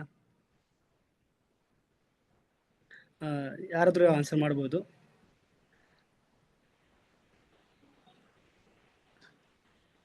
ಕಲ್ಪನೆಗಳಿಂದ ಯಾಕೆ ಹೋಗ್ಬಾರ್ದು ಅಂತಾರೆ ಅಂತಂದ್ರೆ, ಕಲ್ಪನೆ ಅಂದ್ರೆ ನಾಮರೂಪ ಕೊಟ್ಟಂಗೆ ಅಲ್ವಾ. ನನ್ನ ಕಲ್ಪನೆಗೆ ನಿಲುಕದ್ದು ಸಾಕ್ಷಿ, ಕಲ್ಪನೆಗೆ ಮೀರಿದ್ದು ಸಾಕ್ಷಿ ಆಗಿರೋದ್ರಿಂದ ನಾನು ಯಾವಾಗ ಕಲ್ಪನೆ ಮಾಡ್ಕೋತೀನೋ ಅದು ನಾನು ಬೌಂಡ್ರಿ ಹಾಕೊಳ್ತೀನಿ ಅಲ್ಲಿ. ಅಂದ್ರೆ ನಾನು ಇಷ್ಟೇ ಕುದುರೆ ತರ ಹಿಂಗ್ ಹಾಕೊಂಡ್ಬಿಡ್ತೀನಿ, ಹಿಂಗೇ ಹೋಗ್ತಾ ಇರ್ತೀನಿ. ನಾನು ಯಾವಾಗ ಅದನ್ನ ತೆಗಿತೀನೋ ಅವಾಗ ಕಲ್ಪನೆಗೆ ಮೀರಿದ ಒಂದು ಇದೆ ಅಂತ ಗೊತ್ತಾಗುತ್ತೆ. ಇದೆಲ್ಲ ಈ ಕಲ್ಪನೆ ಬರ್ತಾ ಇರೋದು ಎಲ್ಲಿಂದ, ಮತ್ತೆ ಇಲ್ಲಿ ನಡೀತಾ ಇರೋದು ಎಲ್ಲಿಂದ, ಪ್ರಪಂಚದಲ್ಲಿ ಏನಾಗ್ತಾ ಇದೆ, ಇದನ್ನ ಮೀರಿದೊಂದು ಇದೆ ಅಂತ ಒಂದು ಅರಿವು ಬರುತ್ತೆ. ಅದರಿಂದ ನಾವು ಆ ಕಲ್ಪನೆಗೆ ಮೀರಿದನ್ನ ತಿಳ್ಕೊಬೇಕು. Correct sir. ಅಂದ್ರೆ ಗುರುಜಿ ಇಲ್ಲಿ ಹೇಳ್ತಾರೆ, ಅಂದ್ರೆ ಕಲ್ಪನೆಯ ವಿಷಯಕ್ಕೆ ಬಂದಾಗ ನೀವು ಅಖಂಡ ಅನಂತ ಅನ್ನೋದನ್ನ ನೀವು ಕಲ್ಪನೆ ಮಾಡಕ್ ಆಗೋದಿಲ್ಲ. ನೀವು ಕಲ್ಪನೆ ಪ್ರಪಂಚದಲ್ಲಿ ನಾವು ಯಾವುದನ್ನು ಕೂಡ ರೂಪ ಮತ್ತೆ ನಾಮದಲ್ಲಿ ನೋಡಿ ಅಭ್ಯಾಸ ಆಗಿರೋದ್ರಿಂದ ಅಖಂಡ ಅಂದ್ರೆ ಏನು, ಅನಂತ ಅಂದ್ರೆ ಏನು ಅಂತ ಕಲ್ಪನೆಯಿಂದ ಹೋಗದೆ ಅದ ಶಬ್ದವನ್ನ ನೀವು ಹಿಡಿದು, ನೀವು ಗಟ್ಟಿಯಾಗಿ ಹಿಡಿದು ನೀವು ಮುಂದೆ ಹೋಗ್ಬೇಕು ಅಂತ ಗುರುಗಳು ಹೇಳ್ತಾರೆ ಸರ್. ಇಲ್ಲಿಗೆ ನಾವೇನ್ ಮಾಡ್ತೀವಿ ಗೊತ್ತಾ, ಒಂದೇ ಒಂದ್ ಪಾಯಿಂಟ್ ಕಲ್ಪನೆಗೆ ಮೀರಿದ್ದು, ಕಲ್ಪನೆನೇ ಇಲ್ಲ ಅಂತ, ಕಲ್ಪನೆನೇ ಬರೋದಿಲ್ಲ ಅಲ್ಲಿ. ನಾನು ಅಖಂಡ ಅನಂತ ಅಂದ್ರೆ ಏನ್ ಅಖಂಡ ಏನ್ ಕಲ್ಪನೆ ಮಾಡ್ಕೊಂತೀರಾ? ಅನಂತ ಅಂದ್ರೆ ಏನ್ ಕಲ್ಪನೆ ಮಾಡ್ಕೊಡೋದು? ಬ್ರಹ್ಮ ಸ್ವರೂಪ ಅಂದ್ರೆ ಹೇಗ್ ಅದು ಕಲ್ಪನೆಗೆ ಮೀರಿದ್ದು, ಏನು ಅಲ್ಲೇನು ಇಲ್ವೇ ಇಲ್ಲ.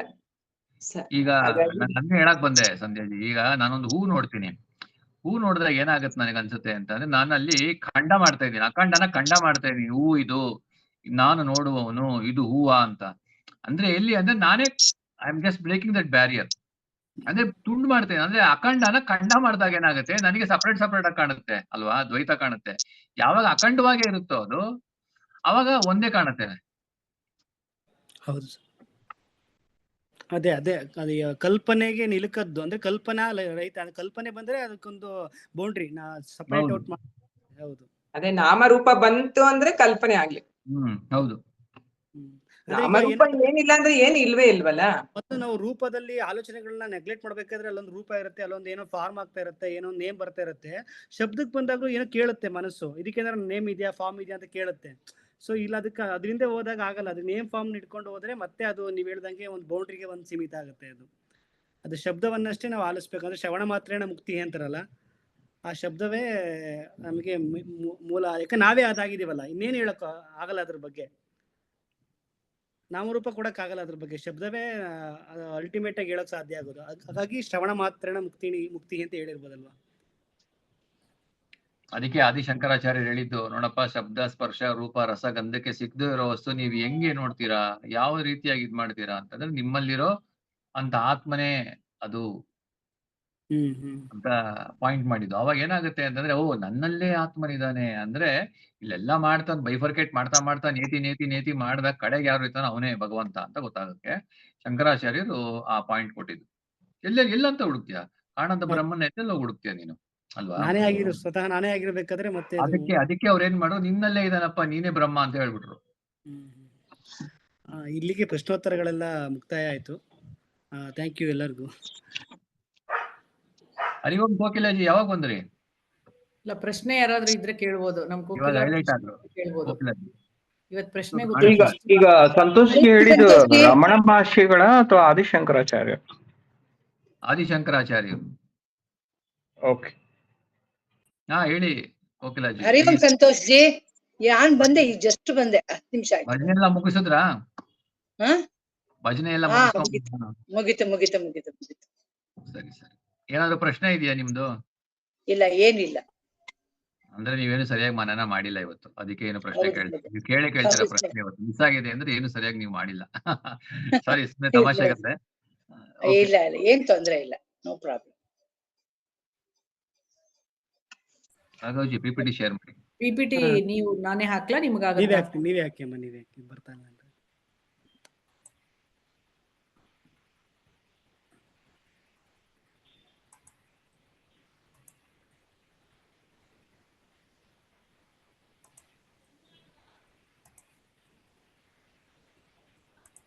ಆಲ್ಮೋಸ್ಟ್ ಎಲ್ಲ PPT-liರೋ ಎಲ್ಲ ವಿಷಯಗಳೆಲ್ಲ ಪ್ರಶ್ನೋತ್ತರದಲ್ಲಿ ಬಂದೋಗಿದೆ. ಇದು ಮತ್ತೆ ರಿಪಿಟೇಷನ್ ಅಂತ ಅನಿಸ್ಬೋದು ಎಲ್ಲರಿಗೂ. ಇರ್ಲಿ ಇರ್ಲಿ, ಒಂದ್ಸತಿ ಇದೆ ಮನನ, ಇನ್ನೊಂದ್ಸತಿ ಚೆನ್ನಾಗಾಗುತ್ತೆ. ನೀವು ಬಾಯಲ್ಲಿ ಕೇಳ್ಬೇಕು ನಾವು ಅದನ್ನ. ಬಾಯಲ್ಲಿ ಕೇಳ್ಬಿಟ್ಟಿದ್ರೆ ಧನ್ಯ ಆಗ್ಬಿಡುತ್ತೆ. ಸತ್ಯಜಿ ಮೆಡಿಟೇಷನ್ ಇದೆಯಲ್ಲ, ಹಾ, ಇದಾದ ತಕ್ಷಣ ಮಾಡ್ಬಿಡೋಣ ಒಂದು 10 ನಿಮಿಷದ್ದು. ರಾಘವ್ಜಿ, ನಮ್ಮಂತರ ರೀಕ್ಯಾಪ್ ಆದಂಗ ಆಯ್ತು. ಹೌದೌದು, ಅಲ್ಲ, ಅದಕ್ಕೆ ಕೋಕಿಲ ಅವ್ರಿಗೆ ಮಿಸ್ ಆಗಿತ್ತಲ್ಲ ಅರ್ಧ ಗಂಟೆ, ಇದ್ರಲ್ಲಿ ಬರುತ್ತೆ. ಇದು ಕಾಣ್ತಿದ್ಯಾ ರಾಘವ್? ಕಾಣಿಸ್ತಾ. ನೆಕ್ಸ್ಟ್ ಸ್ಲೈಡ್ಗೆ ಹೋಗಿ, 3ನೇ ಸ್ಲೈಡ್ಗೆ. ಇದು ಬೇಡ ಅಲ್ಲ? ಇದು ಓಕೆ. ಎಲ್ಲ ಆತ್ಮಜ್ಯೋತಿಗಳಿಗೆ ನಮಸ್ಕಾರ. ಇವತ್ತು ದೃಕ್ ದೃಶ್ಯ ವಿವೇಕ 56, 57, 58 ಬಗ್ಗೆ ಗುರುಗಳು ಹೇಳಿದ ಬಗ್ಗೆ ಪ್ರೆಸೆಂಟೇಷನ್ ನೋಡೋಣ. ಇಲ್ಲಿ ಗುರುಗಳು ಫಸ್ಟ್ ಹೇಳ್ತಾರೆ, ಜಾಗೃತಾವಸ್ಥೆಯಲ್ಲಿ ಅಂದರೆ ಕಾನ್ಷಿಯಸ್ ಮೈಂಡಲ್ಲಿ ಬಾಹ್ಯ ಪ್ರಪಂಚ ಕಾಣುತ್ತೆ ಅಂತ. ಅಂದರೆ ಯಾವಾಗ ಕಾನ್ಷಿಯಸ್ ಮೈಂಡ್ ಅಂದರೆ ಯಾವಾಗ ನಾವು ಎಚ್ಚರ ಆಗ್ತೀವಿ, ಎಚ್ಚರಾವಸ್ಥೆಗೆ ಬರ್ತೀವಿ, ಆಗ ಪ್ರಪಂಚ ಪ್ರಕಟ ಆಗುತ್ತೆ. ಸೊ ಅಲ್ಲೇನಾಗುತ್ತೆ, ಇಲ್ಲೊಂದು ಕೋಟಿಂಗ್ ಇದೆ ನೋಡಿ, ego perceives the world as enemy while the soul perceives the is family ಅಂತ. ಅಂದರೆ ಪ್ರಪಂಚ ಪ್ರಕಟ ಆಗ್ತಾ ಇದ್ದಾಗೆ ನಾನು ಬೇರೆ, ಪ್ರಪಂಚ ಬೇರೆ. ಹಿಂದೆ ಎಕ್ಸಾಂಪಲ್ ಸರ್ ಕೊಟ್ಟ ಹಾಗೆ ನಾನು ಬೇರೆ, ಹೂ ಬೇರೆ ಅಂತ ಬಂದ ಹಾಗೆ, ಈ ಜಾಗೃತಾವಸ್ಥೆ ಬಂದ ತಕ್ಷಣ ನಮಗೆ ಒಂದು ಏನು ನಾನು ಬೇರೆ, ಅದು ಬೇರೆ, ಅದನ್ನ ಪಡಿಬೇಕು ಅನ್ನೋ ಪ್ರಕ್ರಿಯೆಯಲ್ಲಿ ಹೋಗ್ಬಿಡ್ತೀವಿ. ಸ್ವತಃ ನಾನೇ ಆಗಿದ್ದೀನಿ ಎಲ್ಲಾನು ಕೂಡ, ಆದರೂ ನಾನು ಪಡಿಬೇಕು ಅನ್ನೋ ಪ್ರಕ್ರಿಯೆಯಲ್ಲಿ ಕಾನ್ಷಿಯಸ್ ಮೈಂಡಲ್ಲಿ ನಾನು ಅದನ್ನು ಹೊರಡ್ತೀನಿ. ಸೊ ಹಾಗಾಗಿ ಕಾನ್ಷಿಯಸ್ ಮೈಂಡಲ್ಲಿ ಬಾಹ್ಯ ಪ್ರಪಂಚ ಪ್ರಕಟ ಆಗುತ್ತೆ. Next slide. ಇಲ್ಲಿ ಎನಿಮಿ ಅಂತ ಯಾಕೆ ಹೇಳ್ಬೇಕು? ಅಂದ್ರೆ ಈಗೋ ಅನ್ನೋದು ಎನಿಮಿಯಾಗಿ ನೋಡುತ್ತೆ ಅಂತ ವರ್ಲ್ಡ್ ಅನ್ನ. ಈಗ perceives the world as enemy ಅಂತ. ಅಹಂಕಾರ ಇಟ್ಕೊಂಡು ನೋಡಿದಾಗ ಪ್ರಪಂಚ, ಅದೇ ಆತ್ಮರೂಪಿಯಾಗಿ ನೋಡಿದಾಗ ಫ್ಯಾಮಿಲಿ ಆಗಿರುತ್ತೆ ಅದ್ರ.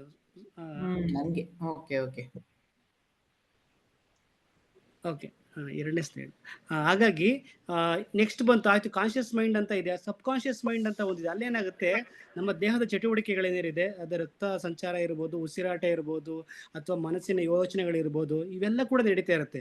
ಅಂದರೆ ಏಕಕಾಲದಲ್ಲಿ ಅಂದರೆ ಮೇಡಮ್ ಆಗಲೇ ಹೇಳ್ದಂಗೆ ಕಾನ್ಷಿಯಸ್ ಸಬ್ ಕಾನ್ಷಿಯಸ್ ಲೆವೆಲ್ ಅನ್ನೋದು ಒಂದು ಟ್ರೈನ್ ಬೋಗಿ ಯಾವ ರೀತಿ 2 ಕಡೆ ಟ್ರ್ಯಾಕಲ್ಲಿ ನಡೆಯುತ್ತೋ ಆ ರೀತಿ ಸಹಜವಾಗಿ 2 ಕೂಡ ನಡೀತಾ ಇರುತ್ತೆ. ಅದನ್ನ ಬೈಫರ್ಟಿಕೇಟ್ ಮಾಡಿ ಹೇಳ್ಬೇಕಾಗ ಪ್ರಕ್ರಿಯೆ ಬಂದಿದ್ದಾಗ, ಸೊ ಇದು ಸಬ್ ಕಾನ್ಷಿಯಸ್ ಮೈಂಡ್ ಅಂದಾಗ ನಾವು ಹೃದಯ ಬಡಿತಾಗೆ ನಾವು ಪ್ರಯತ್ನ ಮಾಡ್ತಾ ಇಲ್ಲ, ನಾವು ಬ್ರೈನ್ ಓಡಿಸೋದಕ್ಕೆ ಏನೇನೆಲ್ಲ ಸೇರಿಸ್ತಾ ಇಲ್ಲ, ಲಂಗ್ಸ್ ನಾವು ಹೇಗೆ ಪ್ರಯತ್ನ ಮಾಡ್ತಾ ಇಲ್ಲ. ಅಂದ್ರೆ ನಮಗೆ ಗೊತ್ತಿಲ್ದಿರ ಹಾಗೆ ನಮ್ಮ ಸಬ್ ಕಾನ್ಷಿಯಸ್ ಮೈಂಡು ಇದೆಲ್ಲ ಕೆಲಸವನ್ನ ಕೂಡ ಮಾಡ್ತಾ ಇದೆ.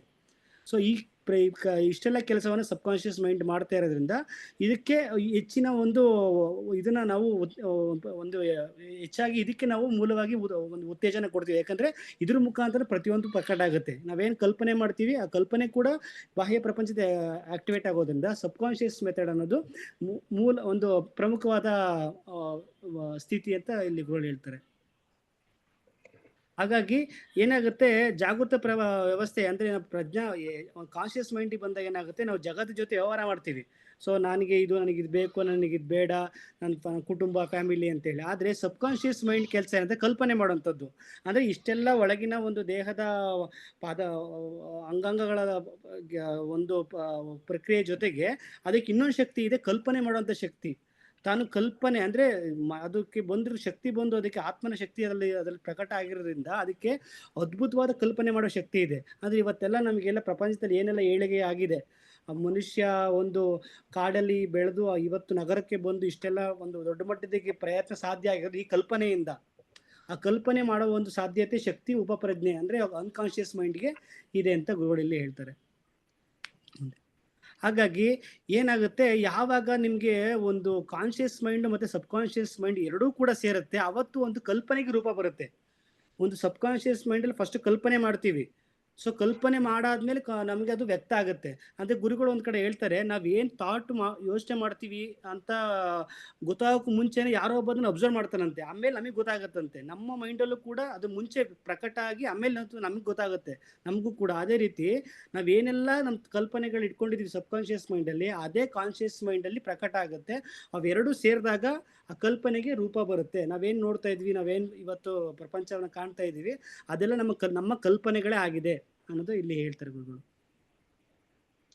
ಹಾಗಾಗಿ ಅದೇ ರೀತಿ ಕಲ್ಪನೆನ ಯಾವ ರೀತಿ ಇದು ಕಾನ್ಷಿಯಸ್ ಲೆವೆಲಲ್ಲಿ ಆಯಿತು, ಕಾನ್ಷಿಯಸ್ ಮೈಂಡಿಗೆ ಬಂದ್ವಿ, ಪ್ರಪಂಚನ ಪ್ರಕಟ ಆಯಿತು, ಅಲ್ಲಿ ವ್ಯವಹಾರ ಮಾಡಿದ್ವಿ, ಅಲ್ಲಿ ನಮಗೆ ನೋವು ಗೆಲುವು ಸೋಲು ಒಂದಷ್ಟು ಇಂಪ್ರೆಷನ್ಗಳು ಉಳ್ಕೊಬಿಟ್ಟು ನಮಗೆ ಏನೋ ಒಂದು ಆಗಬೇಕಾಗಿತ್ತು ಜೀವನದಲ್ಲಿ, ಏನೋ ಒಂದು ಭಯ ಇತ್ತು, ಏನೋ ಒಂದು ಕ್ರೋಧ, ಏನೋ ಒಂದು ಕಾಮ, ಏನೆಲ್ಲ ಒಂದಷ್ಟು ಆಲೋಚನೆಗಳೆಲ್ಲ ಇತ್ತು, ಅದು ಆಗಲಿಲ್ಲ. ಅದೇನಾಯಿತು, ಡೀಪ್ ರೂಟೆಡ್ ಆಗಿ ಅದು ಸಬ್ಕಾನ್ಷಿಯಸ್ ಮೈಂಡಲ್ಲಿ ಉಳ್ಕೊಬಿಡ್ತು. ಉಳ್ಕೊಂಡಾಗ ಏನಾಗುತ್ತೆ, ಅದು ಆಗಬೇಕು, ಅದು ಕೆಲಸ ಆಗಬೇಕಲ್ವ. ಹಾಗಾಗಿ ಏನು ಮಾಡುತ್ತೆ, ಸಬ್ಕಾನ್ಷಿಯಸ್ ಮೈಂಡ್ ಅಂದರೆ ಕನಸಿಗೆ ಹೋದಾಗ ಅದೇನೆಲ್ಲ ಆಗಬೇಕು ಅಂತ ಇತ್ತು ಅಥವಾ ಏನೇನೆಲ್ಲ ಅದು ಕಾಣಬೇಕು ಅಂತ ಇತ್ತು, ಅದು ಗೊತ್ತಿಲ್ಲದಲೇ ಇತ್ತು, ಅದನ್ನೆಲ್ಲ ಪ್ರಕಟ ಆಗುತ್ತೆ. ಅದು ಭಯ ರೂಪದಲ್ಲೋ ಅಥವಾ ಯಾವುದೋ ಒಂದು ಅರಿಷಡ್ವರ್ಗ ರೂಪದಲ್ಲೋ ಅದು ಪ್ರಕಟ ಆಗ್ತಾ ಹೋಗುತ್ತೆ. ಅಲ್ಲಿ ಕಲ್ಪನೆಯನ್ನು ಮಾಡಿ ಅದನ್ನು ಅದು ಅನುಭವಿಸೋಕೆ ಶುರು ಮಾಡುತ್ತೆ. ಸೊ ಅದು ಕೂಡ ಸಬ್ಕಾನ್ಷಿಯಸ್ ಮೈಂಡಲ್ಲಿ ಕೂಡ ಅದು ಯಾವ ರೀತಿ ಫಸ್ಟು ಕಾನ್ಷಿಯಸ್ ಮೈಂಡ್ ಬಳಸ್ಕೊಂಡು ಜಾಗೃತಾವಸ್ಥೆಯಲ್ಲಿ ಮಾಡುತ್ತೆ, ನಂತರ ಜಾಗೃತಾವಸ್ಥೆಯಿಂದ ಕನಸಿಗೆ ಬಂದರೂ ಕೂಡ ಅಲ್ಲೂ ಕೂಡ ಒಂದು ಜಗತ್ತನ್ನು ಸೃಷ್ಟಿ ಮಾಡಿ ಅಲ್ಲಿ ತನ್ನ ಕಲ್ಪನೆಗೆ ಜೀವ ಥರ ಪ್ರಯತ್ನವನ್ನು ಅದು ಮಾಡುತ್ತೆ ಸಬ್ಕಾನ್ಷಿಯಸ್ ಮೈಂಡ್. ಹಾಗಾಗಿ ಯಾವಾಗ ನಮಗೆ ಸಬ್ಕಾನ್ಷಿಯಸ್ ಮೈಂಡ್ನ ಆಲೋಚನೆಗಳು ಇಲ್ಲವಾಗ್ತವೋ ಆವಾಗ ನಾವು ಗಾಢ ನಿದ್ರೆಗೆ ಹೋಗ್ತೀವಿ. ಅಂದರೆ ಬರೀ ಕನಸು ರಾತ್ರಿ ಎಲ್ಲ ಕನಸು ಅಂತೀವಿ. ಅಂದರೆ ಕನಸು ಬಂದಾಗಲೇ ಮನುಷ್ಯನಿಗೆ ಒಳ್ಳೆ ನಿದ್ದೆ ಬರೋದಿಲ್ಲ. ಅದೆಂಥ ಕನಸಾಗಲಿ, ರಾಜನ ಕನಸೇ ಬರಲಿ, ತಿರುಕನ ಕನಸೇ ಬರಲಿ, ನಮಗೆ ರಾಜನ ಪಾತ್ರನ ಬೇಕಾಗಿಲ್ಲ, ತಿರುಕನ ಪಾತ್ರನ ಬೇಕಾಗಿಲ್ಲ. ಕನಸಲ್ಲಿ ನಮಗೆ ಬೇಕಾಗಿರೋದು ಆಲೋಚನೆ ಬೇಡ ನಮಗೆ, ಯಾಕಂದರೆ ನಮಗೆ ಗಾಢ ನಿದ್ರೆ ಬೇಕು. ಯಾವಾಗ ನಮಗೆ ಸಬ್ಕಾನ್ಷಿಯಸ್ ಮೈಂಡಲ್ಲಿ ಆಲೋಚನೆಗಳು ಇಲ್ದಂಗೆ ಆಗುತ್ತೋ ಆವಾಗ ನಾವು ಗಾಢ ನಿದ್ರೆಗೆ ಹೋಗ್ತೀವಿ, ಅಂದರೆ ಸುಪ್ತಾವಸ್ಥೆಗೆ ಹೋಗ್ತೀವಿ ಅಂತ ಹೇಳ್ತಾರೆ.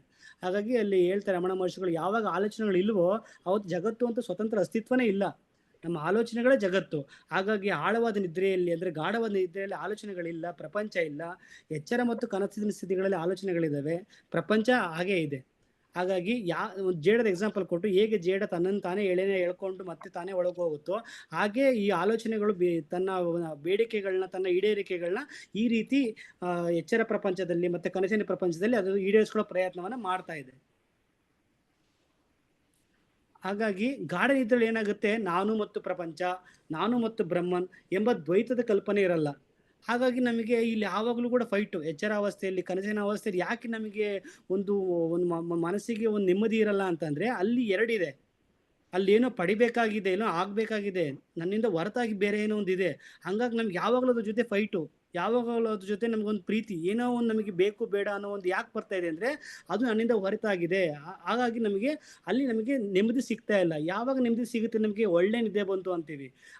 ಯಾವಾಗ ಅಂತ ಅಂದರೆ ನಮಗೆ ದ್ವೈತದ ಕಲ್ಪನೆಗಳು ಯಾವಾಗ ದೂರ ಆಗುತ್ತೆ, ಆ ಕಲ್ಪನೆಗಳು ದೂರ ಆಗೋದು ಗಾಢ ನಿದ್ರೆಯಲ್ಲಿ. ಆವಾಗ ನಮಗೆ ನಿಜವಾದ ಆನಂದ ಸ್ಪಷ್ಟವಾಗುತ್ತೆ ಅಂತ ಗುರುಗಳು ಹೇಳ್ತಾರೆ. ಹಾಗಾಗಿ ಈಗ ಅಂತರ್ ಸಮಾಧಿ ಅಂದರೆ ಏನು ಅಂತ ಅಂದರೆ, ಸಮಾಜ ನಮ್ಗೆ ಏನನ್ನ ಕೊಟ್ಟಿದೆ ಅಂದರೆ, ನಮಗೆ ನಿನ್ನ ದೇಹ, ನಿನ್ನ ಮನಸ್ಸು, ನಿನ್ನ ಬುದ್ಧಿ, ನೀನು ಹೀಗೆ ಅಂತ ನಮಗೆ ಅವ್ರು ಕೊಟ್ಟಂಥ ಬಳುವಳಿ. ಆ ಬಳುವಳಿ ನಮಗೆ ಒಂದಷ್ಟು ಗುರುತುಗಳೆಲ್ಲ ಏನಿದೆ, ಆ ಗುರುತುಗಳು ನಮ್ಮೊಳಗೆ ಆಳವ ಬೇರೂರ್ಬಿಟ್ಟಿದೆ. ನಾನು ರಾಘವ್ ರಾಕೇಶ್ ಅನ್ನೋದು ನನಗೆ ಅಷ್ಟು ಮಟ್ಟಿಗೆ ಆಳವ ಬೇರೂರ್ಬಿಟ್ಟಿದೆ. ಆ ಇಂಪ್ರೆಷನ್ಗಳು ನನ್ನನ್ನು ಯಾಕಂದರೆ ಎಲ್ಲ ಜನಗಳು ಅದೇ ಹೆಸರಿನ ಗುರುತಿಸ್ತಾ ಇರೋದ್ರಿಂದ, ಅದೇ ಹೆಸರಿನ ನನಗೆ ಗೌರವ ಮತ್ತು ಎಲ್ಲ ಪ್ರತಿಯೊಂದು ಸಿಗ್ತಾ ಇರೋದ್ರಿಂದ ಅದು ಬಿಡೋಕೆ ರೆಡಿ ಇಲ್ಲ. ಅದು ಬಿಟ್ಟು ರಾಘವ ರಾಕೇಶನ ಹೆಸರು ಬಿಟ್ಬಿಟ್ರೆ ನಂಗೆ ಬದುಕೋದು ಪ್ರಪಂಚದಲ್ಲಿ. ಅಂದರೆ ಬದುಕೋದಕ್ಕೆ ಹೆಸರು ಬೇಕು, ಮೈಂಡ್ ಬೇಕು, ಇಂಟೆಲೆಕ್ಟ್ ಬೇಕು ಅಂತ ಒದ್ದಾಡೋ ಪ್ರಾಣಿ ಮನುಷ್ಯ ಒಬ್ಬನೇ. ಬೇರೆ ಯಾವ ಪ್ರಾಣಿಗಳಿಗೂ ಕೂಡ ನಮಗಿಂತ ಬುದ್ಧಿ ಮಟ್ಟದಲ್ಲಿ ಎಷ್ಟೇ ಕಡಿಮೆ ಇರೋದಕ್ಕೆ ದೇಹದ ಐಡೆಂಟಿಟಿ ಬೇಕಾಗಲ್ಲ, ಮನಸ್ಸಿನ ಐಡೆಂಟಿಟಿ ಇಟ್ಕೊಂಡು ಓಡಾಡಬೇಕಾಗಿಲ್ಲ. ತನ್ನ ಪಾಡಿಗೆ ತಾನು ಇರುತ್ತೆ, ತನ್ನ ಪಾಡಿಗೆ ಅದಕ್ಕೆಲ್ಲ ಸಿಗ್ತಾ ಇರುತ್ತೆ. ಮನುಷ್ಯ ಮಾತ್ರ ಈ ಹೆಸರಿಂದ ಗುರುತಿಸ್ಕೊಂಡು ಅಥವಾ ಬುದ್ಧಿ ಶಕ್ತಿಯಿಂದ ಗುರುತಿಸ್ಕೊಂಡು, ಆ ಮನಸ್ಸಿಂದ ಗುರುತಿಸ್ಕೊಂಡು ತಾನು ಉಳ್ಕೋಬೇಕು ಅಂತ ಪ್ರಯತ್ನ ಮಾಡ್ತಾನೆ. ಬೇರೆಲ್ಲ ಪ್ರಾಣಿಗಳು ಅವ್ಯಾವುದು ಗುರುತಿಸ್ಕೊಳ್ಳದೆ ಆರಾಮಾಗಿ ತಮ್ಮ ಪಾಡಿಗೆ ತಾವು ಪ್ರಪಂಚದಲ್ಲಿ ವ್ಯವಹಾರವನ್ನು ಮಾಡ್ತಾ ಇರುತ್ತೆ. ಹಾಗಾಗಿ ಯಾವಾಗ ಈ ಗುರುತುಗಳೆಲ್ಲ ಹೋಗುತ್ತೆ, ಅದೆಲ್ಲ ಹೋಗಿ ಯಾವಾಗ ನಾನು ಬ್ರಹ್ಮನ್ ಅನ್ನೋ ಒಂದು ಆಲೋಚನೆ, ಒಂದು ಸೂಕ್ಷ್ಮವಾದ ರೂಪದಲ್ಲಿ ಒಂದು ಆಲೋಚನೆ ನಮಗೆ ಗಾಢವಾಗಿ ಬೀಳುತ್ತೆ, ನಮ್ಮ ಬೇರೂರುತ್ತೆ, ಆವತ್ತು ನಮಗೆ ಅಂತಃ ಸಮಾಧಿ ವ್ಯಕ್ತ ಆಗುತ್ತೆ ಅಂತ ಗುರುಗಳು ಹೇಳ್ತಾರೆ.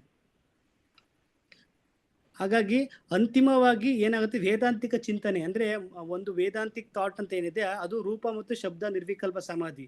ಅಂದ್ರೆ ಈ ಒಂದು ವೇದಾಂತಿಕ್ ಥಾಟ್ ಅಂತ ಏನಿದೆ ಫಸ್ಟ್ ರೂಪ ಕಣ್ಣು ಮುಚ್ಕೊಂಡಾಗ ನಮಗೆ ಒಂದಷ್ಟು ಥಾಟ್ಗಳು ವ್ಯಕ್ತ ಆಗುತ್ತೆ. ಸೊ ಆ ರೂಪಗಳನ್ನೆಲ್ಲ ನೆಗ್ಲೆಕ್ಟ್ ಮಾಡ್ತೀವಿ, ನಾನಿದಲ್ಲ ಯಾಕಂದ್ರೆ ನನಗಿದು ಕಾಣಿಸ್ತಾ ಇದೆ, ನನಗಿದು ಅನ್ನಿಸ್ತಾ ಇದೆ, ನನಗಿದು ತೋರಿ ಬರ್ತಾ ಇದೆ, ಹಾಗಾಗಿ ಇದ್ಯಾವುದು ನಾನಲ್ಲ ಅಂತ ಫಸ್ಟ್ ಅನ್ಕೋತೀವಿ.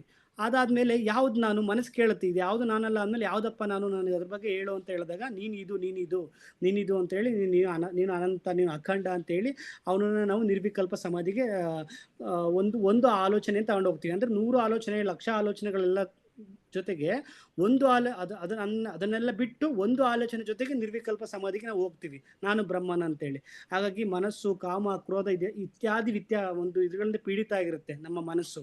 ಅದು ಎಲ್ಲಿಂದ ಉದ್ಭವಿಸುತ್ತೆ, ಆ ಕಾಮ ಕ್ರೋಧಗಳಿರ್ಬೋದು, ಆ ಮನಸ್ಸೆಲ್ಲ ಅದು ಎಲ್ಲಿಂದ ಉದ್ಭವಿಸುತ್ತೆ ಅದನ್ನು ನೋಡಬೇಕು, ಅದು ಮೂಲವನ್ನು ಹಿಡಿಬೇಕು. ಆವಾಗ ನಮಗೆ ಗೊತ್ತಾಗುತ್ತೆ, ಓಕೆ ಈ ಆಲೋಚನೆಗಳೆಲ್ಲ ನಮಗೆ ಕಾಣ ಬರ್ತಾ ಇದೆ. ಹಾಗಾಗಿ ಆಲೋಚನೆಗಳು ನಮಗೆ ಡಿಸ್ಟರ್ಬೆನ್ಸ್ ಯಾವಾಗ ಮಾಡುತ್ತೆ ಅಂದರೆ ನಾವು ಅದ್ರ ಜೊತೆ ಕ್ಲೈಮ್ ಮಾಡಿದಾಗ ಅದ್ರ ಪಾಡಿಗೆ ಅದು ಬರುತ್ತೆ ಹೋಗುತ್ತೆ. ಅದ್ರ ಜೊತೆ ಯಾವಾಗ ನಾವು ಕ್ಲೈಮ್ ಮಾಡ್ತೀವಿ, ಅದ್ರ ಜೊತೆ ಯಾವಾಗ ನಾವು ಗುರುತಿಸ್ಕೊಳ್ಳೋ ಪ್ರಯತ್ನ ಮಾಡ್ತೀವಿ, ಅದು ನಮಗೆ ಯಾವುದೋ ಒಂದು ರೀತಿ ಭಾವನೆಯನ್ನು ವ್ಯಕ್ತಪಡಿಸುತ್ತೆ ಅಂತ ಇಲ್ಲಿ ಹೇಳ್ತಾರೆ. ನೆಕ್ಸ್ಟ್, ಹಾಗಾಗಿ ಈ ರೂಪ ವಿಕಲ್ಪ ಸಮಾಧಿ ಅಂತ ಬಂದಾಗ ನನಗೆ ಒಂದಷ್ಟು ಮಾನಸಿಕ ಆಲೋಚನೆಗಳಿದೆ. ಅಂದ್ರೆ ನಾವು ಕಣ್ಣು ಮುಚ್ಕೊಂಡು ಕುತ್ಕೊಂಡ ತಕ್ಷಣ ನನಗೆ ಏನೇನೋ ಬರುತ್ತೆ ಥಾಟ್ ತಲೆಯಲ್ಲಿ, ಯಾವುದೋ ಒಂದು ವ್ಯಾವಹಾರಿಕವಾದ್ದು ಅಥವಾ ದೈವಿಕವಾದ್ದು ಯಾವುದೋ ಒಂದು ನಾಮ ರೂಪ ನಮಗೆ ಮನಸ್ಸಿನ ಆಲೋಚನೆಗಳು ಬರ್ತಾ ಇರುತ್ತೆ. ಆದರೆ ಅದು ನನಗೆ ಆಲೋಚನೆ ಬರ್ತಾ ಇದೆ, ಹಂಗಾಗಿ ಇದು ನಾನಲ್ಲ ಅಂತೇಳಿ ಆ ರೂಪದಿಂದ ತಾರತಮ್ಯ ಮಾಡೋಗ್ತೀವಿ, ಎಲ್ಲ ನಿರಾಕರಣೆ ಮಾಡ್ತೀವಿ. ಪ್ರತಿಯೊಂದು ರೂಪ ಏನೇನು ಬರುತ್ತೆ ನಮಗೆ, ಮೆಂಟಲ್ ಥಾಟ್ಸ್ ಅಂತ ಏನೇನೆಲ್ಲ ಬರುತ್ತೆ ಅದನ್ನೆಲ್ಲ ನಾವು ಹಂತವಾಗಿ ಅದನ್ನು ತಿರಸ್ಕಾರ ಮಾಡ್ತೀವಿ, ನಿರಾಕರಣೆ ಮಾಡ್ತೀವಿ, ಇದು ನಾನಲ್ಲ ಅಂತ ಹೇಳಿ. ಯಾಕಂದ್ರೆ ಒಂದು ಥಾಟ್ ಹಿಂದೆ ಹೋದ್ರೆ ಅದು ಲಕ್ಷ ಥಾಟ್ ಹಿಂದೆ ಹೋಗ್ಬಿಡುತ್ತೆ. ಹಂಗೆ ಒಂದು ರಕ್ತ ಬೀಜಾಸುರದ ಕಥೆ ಕೇಳಿದೀವಲ್ಲ, ಒಂದು ಹನಿ ಬಿದ್ರು ಕೂಡ ಒಬ್ಬ ರಾಕ್ಷಸ ಹುಡ್ತಾ ಇದ್ದ. ಆವಾಗ ತಾಯಿ ಅವನನ್ನ ಪೂರ್ತಿಯಾಗಿ ಸ್ವೀಕಾರ ಮಾಡ್ಬಿಡ್ತಾರೆ ತನ್ನೊಳಗೆ. ಆಗ ಅವನು ಹುಟ್ಟೋದೇ ಇಲ್ಲ ಮತ್ತೆ ಅವನು. ಹಾಗಾಗಿ ನಮ್ಮ ಆಲೋಚನೆಗಳೆಲ್ಲ ಒಂದ್ರ ಹಿಂದೆ ಹೋದ್ರೂ ಕೂಡ ಮತ್ತೆ ನಮ್ಗೆ ಒಂದಷ್ಟು ಜನ್ಮಗಳಿಗೆ, ಒಂದಷ್ಟು ನೋವುಗಳಿಗೆ ಕಾರಣ ಆಗುತ್ತೆ. ಹಾಗಾಗಿ ನಾವು ನುಂಗ್ಕೋಬೇಕು ಆಲೋಚನೆಗಳನ್ನ. ನಾವು ನುಂಗ್ಕೊಂಡಾಗ ಅದ್ರ ಜೊತೆ ನಾವು ಗುರುತಿಸ್ಕೊಳ್ಳದೆ ಇದ್ದಾಗ ಅದ್ರ ಪಾಡಿಗೆ ಅದು ಹೋಗುತ್ತೆ.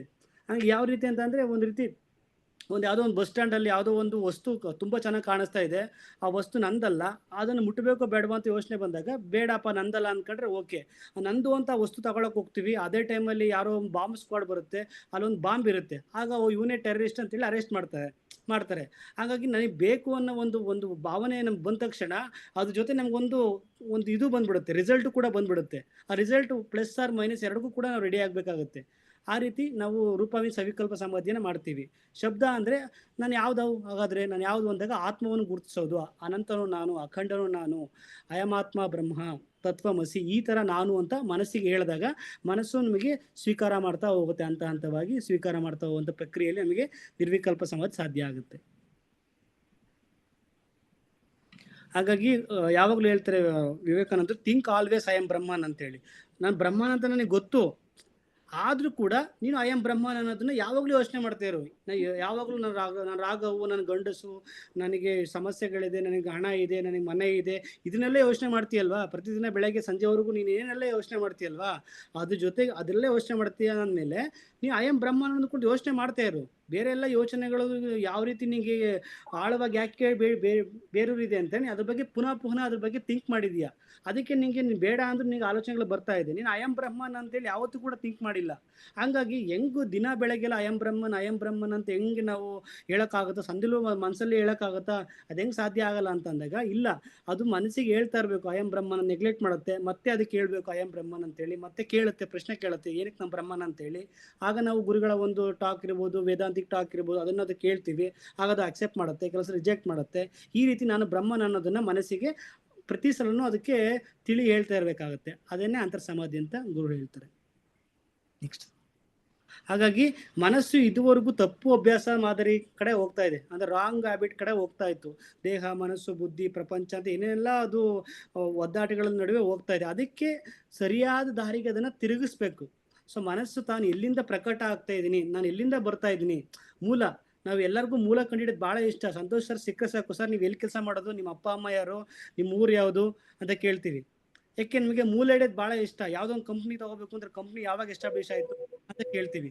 ಸೊ ನಮಗೆಲ್ಲ ಮೂಲ ಹಿಡಿಯೋಕ್ಕೆ ತುಂಬ ಇಷ್ಟ. ಆದರೆ ಮೂಲ ಮನಸ್ಸಲ್ಲಿ ಹಿಡಿತಿಲ್ಲ ನಾವು. ಬೇರೆ ಮನಸ್ಸಿಂದ ವ್ಯಕ್ತ ಆಗೋದು ಎಲ್ಲ ಕಡೆ ಮೂಲ ಹಿಡಿತಾ ಇದ್ವಿ, ಮನಸ್ಸಿನ ಮೂಲ ಹಿಡಿತಾ ಇಲ್ಲ.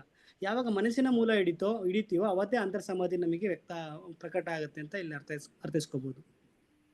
ಹಾಗಾಗಿ ಬುದ್ಧಿಪೂರ್ವಕವಾಗಿ ಯಾರು ಮಾಡ್ಬೇಕು ಇದನ್ನ? ಹಂಗಾದ್ರೆ ಬುದ್ಧಿನೇ ಬಳಸ್ಬೇಕು. ಮನಸ್ಸು ಆಲೋಚನೆಗಳ ಕೊಡ್ತಾ ಇದೆ, ಆದ್ರೆ ಬುದ್ಧಿ ಅಂತ ಒಂದು ಭಗವಂತ ಇದನ್ನಲ್ಲ, ಕೃಷ್ಣ ಪರಮಾತ್ಮ, ಒಂದು ಬುದ್ಧಿಪೂರ್ವಕವಾಗಿ ಹೇಳ್ತಾ ಇರ್ಬೇಕು ಮನಸ್ಸಿಗೆ. ನಾನು ಶಿವ ಅಂತ ಬುದ್ಧಿ ಹೇಳುತ್ತೆ, ಮನಸ್ಸು ಮತ್ತೆ ನೆಗ್ಲೆಕ್ಟ್ ಮಾಡುತ್ತೆ. ನಾನು ಶಿವ ಅಂತ ಬುದ್ಧಿ ಹೇಳುತ್ತೆ, ನೆಗ್ಲೆಕ್ಟ್ ಮಾಡುತ್ತೆ ಮನಸ್ಸು. ಅದಕ್ಕೆ ಮತ್ತೆ ಅದಕ್ಕೆ ಹೇಳೋ ಪ್ರಯತ್ನ ಮಾಡಿ ಅದನ್ನ ರೀಪ್ರೋಗ್ರಾಮಿಂಗ್ ಮಾಡಬೇಕು, ನಾನು ಶಿವ ಅಂತ. ಹಾಗಾಗಿ ಬುದ್ಧಿಪೂರ್ವಕವಾಗಿ ಮನಸ್ಸಿನ ಆಲೋಚನೆಗಳನ್ನು ನಾವು ತಿರಸ್ಕರಿಸಿ ನಾವು ಅದನ್ನ ಮೂಲ ಸ್ಥಿತಿಗೆ ಕಂಡುಕೊಂಡು ಹೋಗ್ಬೇಕು. ಆ ರೀಪ್ರೋಗ್ರಾಮಿಂಗ್ ಮಾಡುವಂಥದ್ದನ್ನೇ ಸಮಾಧಿ ಅಂತ ಕರೀತಾರೆ. ಅಂದ್ರೆ ಇದುವರೆಗೂ ರಾಂಗ್ ಪ್ರೋಗ್ರಾಮಿಂಗ್ ಏನಾಗಿತ್ತು, ಆ ರಾಂಗ್ ಪ್ರೋಗ್ರಾಮ್ ಅನ್ನ ಬುದ್ಧಿಯನ್ನ ಬಳಸೇ ನಾವು ಮನಸ್ಸಿನ ಒಂದು ಮೂಲ ಸ್ಥಿತಿಯನ್ನು ನಾವು ಕಂಡ್ಕೋಬೇಕಾಗತ್ತೆ. ಅದೇ ನಾನು ನಾನೆಂಬುದು ನಾನಲ್ಲ, ಈ ದೇಹ ಮನ ಬುದ್ಧಿ ನಾನಲ್ಲ, ಸಚ್ಚಿದಾನಂದಾತ್ಮ ಶಿವ ನಾನು ನಾನೇ, ಶಿವೋಹಂ ಅಂತೇಳಿ ಬುದ್ಧಿ ಮುಖಾಂತರ ಮನಸ್ಸಿಗೆ ಹೇಳ್ತಾ ಇರಬೇಕಾಗತ್ತೆ. ನೆಕ್ಸ್ಟ್, ಹಾಗಾಗಿ ಯಾವಾಗ ನಮಗೆ ವಾಸನೆಗಳಿಲ್ಲ ಹಂಗಾಗುತ್ತೆ, ಅಂದ್ರೆ ವಾಸನೆಗಳಿಲ್ದಂಗಾಗುತ್ತೆ ಅಂದ್ರೆ ನಮಗೆ ಯಾವಾಗ ವಾಸನೆಗಳ ಮೇಲೆ ಓನರ್ಶಿಪ್ ಬರಲ್ಲ, ವಾಸನೆಗಳ ಜೊತೆ ಈಗೋ ನಾವು ಪ್ರೊಜೆಕ್ಟ್ ನಮ್ದು ಅಂತ ಅನ್ಕೊಳ್ಳಲ್ಲ, ಅವತ್ತು ಮನಸ್ಸು ಶುದ್ಧವಾಗಿರುತ್ತೆ. ಹಾಗಾಗಿ ಆ ಶುದ್ಧವಾದ ಮನಸ್ಸೇ ನಿರ್ವಿಕಲ್ಪ ಸಮಾಧಿ ಅಂತ ಗುರುಗಳು ಹೇಳ್ತಾರೆ. ಹಾಗಾಗಿ ಕೊನೆಯದಾಗಿ ಈ ಶಬ್ದಾನಿಗೆ ಸವಿಕಲ್ಪ ಸಮಾಧಿಯಲ್ಲಿ ಅನಂತನು ನಾನು, ಅಖಂಡನು ನಾನು ಅಂತ ಕಲ್ಪನೆ ಮಾಡುವಂಥದ್ದಲ್ಲ. ಸರಿ, ಅನಂತ ಅಂದ್ರೆ ಏನು? ಅದು ಅವ್ರು ಯಾರು, ಅವ್ರು ಹೇಗಿರ್ತಾರೆ ನೋಡಕ್ಕೆ, ಅವ್ರ ಬಗ್ಗೆ ಹೇಳು. ಅಖಂಡ ಅಂದ್ರೆ ಯಾರು, ಅವ್ರ ಬಗ್ಗೆ ಹೇಳು ಅಂತ ಮನಸ್ಸು ಕೇಳುತ್ತೆ. ಅದು ಕಲ್ಪನೆ ಮಾಡುವಂಥದ್ದಲ್ಲ, ಇದು ಶಬ್ದಗಳ ಜೊತೆ ನಡೆಸುವ ಅನುಸಂಧಾನ. ಈಗ ಅವನ ಬಗ್ಗೆ ಹೇಳಕ್ಕಾಗದ, ಅವನ ಬಗ್ಗೆ ಹೇಳ್ಬೋದು ಅಥವಾ ಅವ್ನು ಕಾಣಕ್ಕಾಗಲ್ಲ, ಯಾಕಂದ್ರೆ ಅವನೇ ನಾನು. ಅವನು ಕಾಣಿಸು, ಅವನು ತೋರಿಸು ಅಂದ್ರೆ ಆಗಲ್ಲ, ಯಾಕಂದ್ರೆ ಸ್ವತಃ ನಾನೇ ಆಗಿದ್ದೀನಿ. ಹಾಗಾಗಿ ಅವನ ಬಗ್ಗೆ ಹೇಳ್ಬೋದು ಅಷ್ಟೇನೆ, ಅವನೇ ನಾನು ಅಂತ ಇಲ್ಲಿ ನಾವು ತಿಳ್ಕೊಬೇಕಾಗತ್ತೆ. ಹಾಗಾಗಿ ಕಲ್ಪನೆ ಮಾಡೋಕೆ ಸಾಧ್ಯ ಇಲ್ಲ, ಅವನ ಬಗ್ಗೆ ಶಬ್ದದ ಮುಖಾಂತರ ತಿಳ್ಕೊಳ್ಳುವಂಥ ಪ್ರಯತ್ನವನ್ನು ನಾವು ಮಾಡ್ಬೋದು ಅಂತ ಇಲ್ಲಿ ಹೇಳ್ತಾರೆ. Thank you.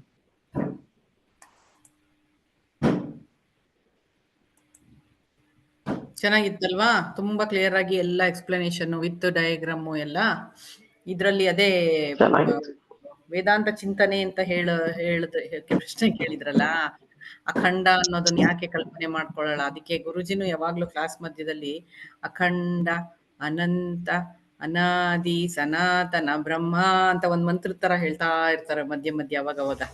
ಅದೂನು ನಮಗೆ ನಮ್ಮ ಒಂದು ದಿನನಿತ್ಯದ ಇದ್ರಲ್ಲೂ ಬರ್ತಾ ಇದ್ರು ಅದು ಒಂದು ಸೀಡ್ ಹಾಕ್ತಿವಿ ಮತ್ತೆ ಅದಕ್ಕೆ ಅನ್ನೋ ತರದಲ್ಲಿ ಒಂದ್ ಸಣ್ಣ ಮೆಡಿಟೇಷನ್ ಮಾಡ್ಬೋದಲ್ವಾ? ಮಾಡ್ಬೋದಲ್ವಾ? ಹಾಕ್ತೀನಿ.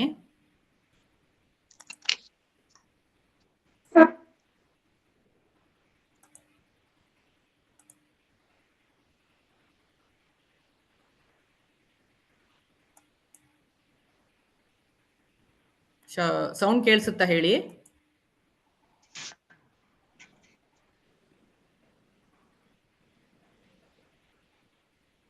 ಕೇಳಿಸ್ತಾ ಇಲ್ಲ. ಎಲ್ಲರೂ ಕಣ್ಣು ಮುಚ್ಕೊಳ್ಳಿ. ಕೇಳಿಸ್ತಾ ಇದೆ ಸರ್.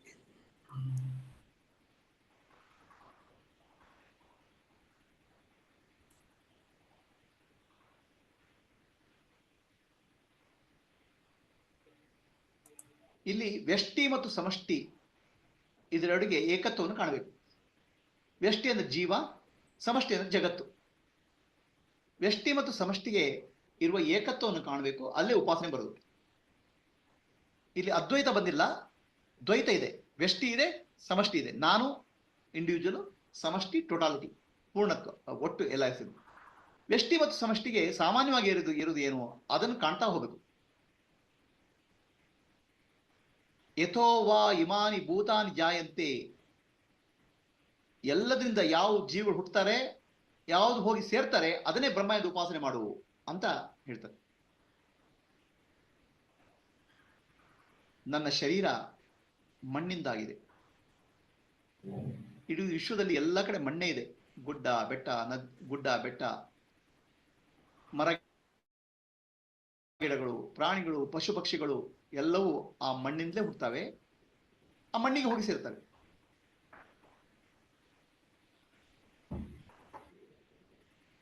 ಆ ಮಣ್ಣಿಗೆ ಅನ್ನ ಅಂತ ಹೇಳ್ತೇವೆ. ವ್ಯಷ್ಟಿ ಮತ್ತು ಸಮಷ್ಟಿ ಕೇವಲ ಮಣ್ಣು ಮಾತ್ರ ಇದೆ. ಆ ಮಣ್ಣಿನಲ್ಲಿ ನಾನು ಏಕತ್ವವನ್ನು ಕಾಣ್ತೇನೆ. ಇಡೀ ವಿಶ್ವದಲ್ಲಿ ನಾನು ಒಂದಾಗಿ ಕಾಣ್ತೇನೆ. ಮಣ್ಣಿನ ದೃಷ್ಟಿಯಿಂದ ನೋಡಿದಾಗ ನಾನು ವಿಶ್ವದಲ್ಲಿ ಒಂದಾಗ್ಬಿಟ್ಟಿದ್ದೇನೆ. ಈ ಸ್ಥೂಲ ರೂಪಕ್ಕೆ ವಿರಾಟ್ ರೂಪ ಅಂತ ಹೇಳುದು. ಆ ವಿರಾಟ್ ರೂಪದಲ್ಲಿ ನಾನು ಒಂದಾಗಿದ್ದೇನೆ. ಆ ವಿರಾಟ್ ರೂಪವೇ ಬ್ರಹ್ಮ. ಅನ್ನಂ ಬ್ರಹ್ಮೇತಿ ಉಪಾಸೀತ. ಸಮಷ್ಟಿ ವಿಶ್ವದೊಟ್ಟಿಗೆ ನಾನು ಒಂದಾಗ್ಬಿಟ್ಟಿದ್ದೇನೆ. ಹೇಗೆ? ಮಣ್ಣಿನಿಂದ ಆದ ಈ ಶರೀರದ ಮೂಲಕ. ಆ ಮಣ್ಣೇ ಬ್ರಹ್ಮ. ಅನ್ನಂ ಬ್ರಹ್ಮೇತಿ ಉಪಾಸೀತ.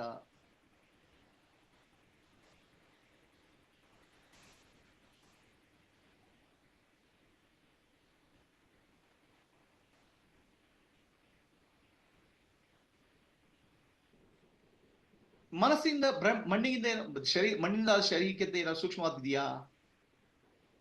ಮಣ್ಣಿಗಿಂತ ಸೂಕ್ಷ್ಮವಾದ್ದು ಪ್ರಾಣ,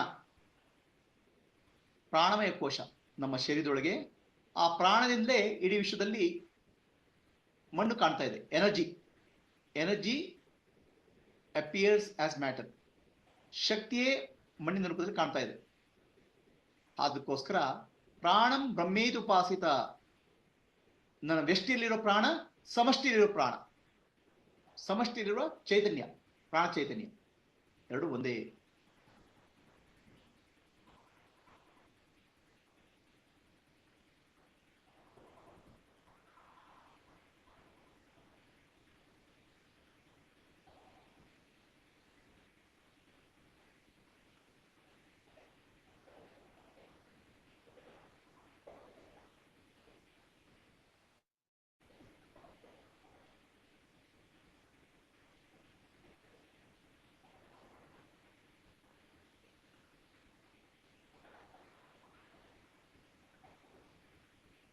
ಪ್ರಾಣೋ ಬ್ರಹ್ಮೇತಿ ಉಪಾಸಿತ.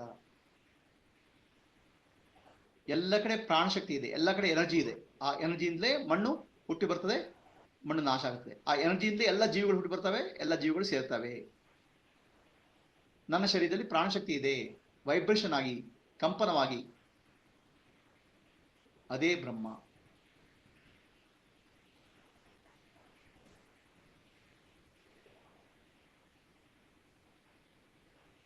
ಮನೋ ಬ್ರಹ್ಮೇತಿ ಉಪಾಸಿತ. ಪ್ರಾಣಶಕ್ತಿಗಿಂತ ಸೂಕ್ಷ್ಮವಾದ ಯಾವುದು? ಮನಸ್ಸು.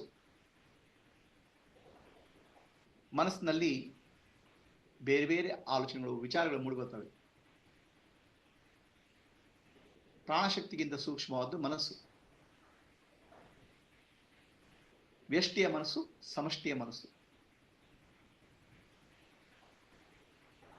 ಸಮಷ್ಟಿಯ ಮನಸ್ಸಿನಲ್ಲಿ ಗುಡ್ಡ, ಬೆಟ್ಟ, ನದಿ, ಗಿಡಗಳು, ಎಲ್ಲ ಪ್ರಪಂಚದ ಎಲ್ಲ ವಸ್ತುಗಳು ಕಾಣ್ತವೆ. ವ್ಯಷ್ಟಿಯ ಮನಸ್ಸಿನಲ್ಲಿ ಆ ಸಮಷ್ಟಿಯ ಮನಸ್ಸಿನಲ್ಲಿ ಏನಾಗ್ತಿದೆ ಅದನ್ನು ಅನುಭವ ಪಡಿತೇವೆ. ವ್ಯಷ್ಟಿ ಮತ್ತು ಸಮಷ್ಟಿ ಮನಸ್ಸಿನ ರೂಪದಲ್ಲಿ ಏಕತ್ವವನ್ನು ಪಡೆದಿದ್ದಾವೆ.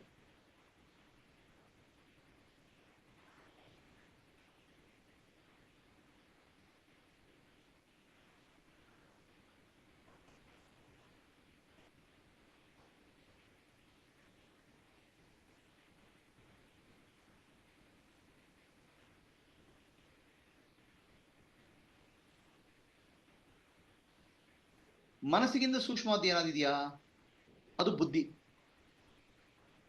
ಬುದ್ಧಿ ಮನಸ್ಸನ್ನು ನಿಯಂತ್ರಣ ಮಾಡ್ತದೆ, ಮನಸ್ಸಿನ ವಿಚಾರಗಳನ್ನು ಗ್ರಹಣೆ ಮಾಡ್ತದೆ.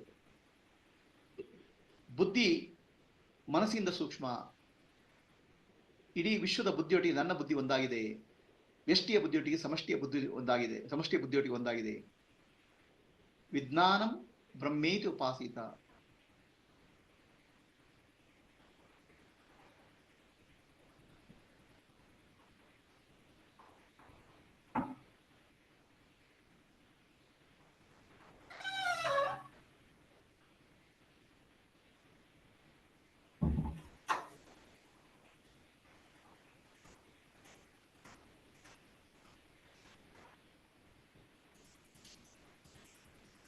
ಆ ಬುದ್ಧಿಗಿಂತ ಸೂಕ್ಷ್ಮವಾಗಿರೋದು ಏನಿದೆ? ಬುದ್ಧಿಗಿಂತ ಸೂಕ್ಷ್ಮವಾಗಿರೋದು ಅರಿವು, ಆನಂದ ಸ್ವರೂಪ. ಅಲ್ಲಿ ದ್ವೈತ ಅನ್ನೋದಿಲ್ಲ, ನಾನು ಮತ್ತು ಬೇರೆ ಅಂತಿಲ್ಲ. ಆ ಆನಂದವೇ ಬ್ರಹ್ಮ, ಆ ಬ್ರಹ್ಮ ಸ್ವರೂಪಿ ನಾನು. ಆನಂದಂ ಬ್ರಹ್ಮೇತಿ ಉಪಾಸೀತ.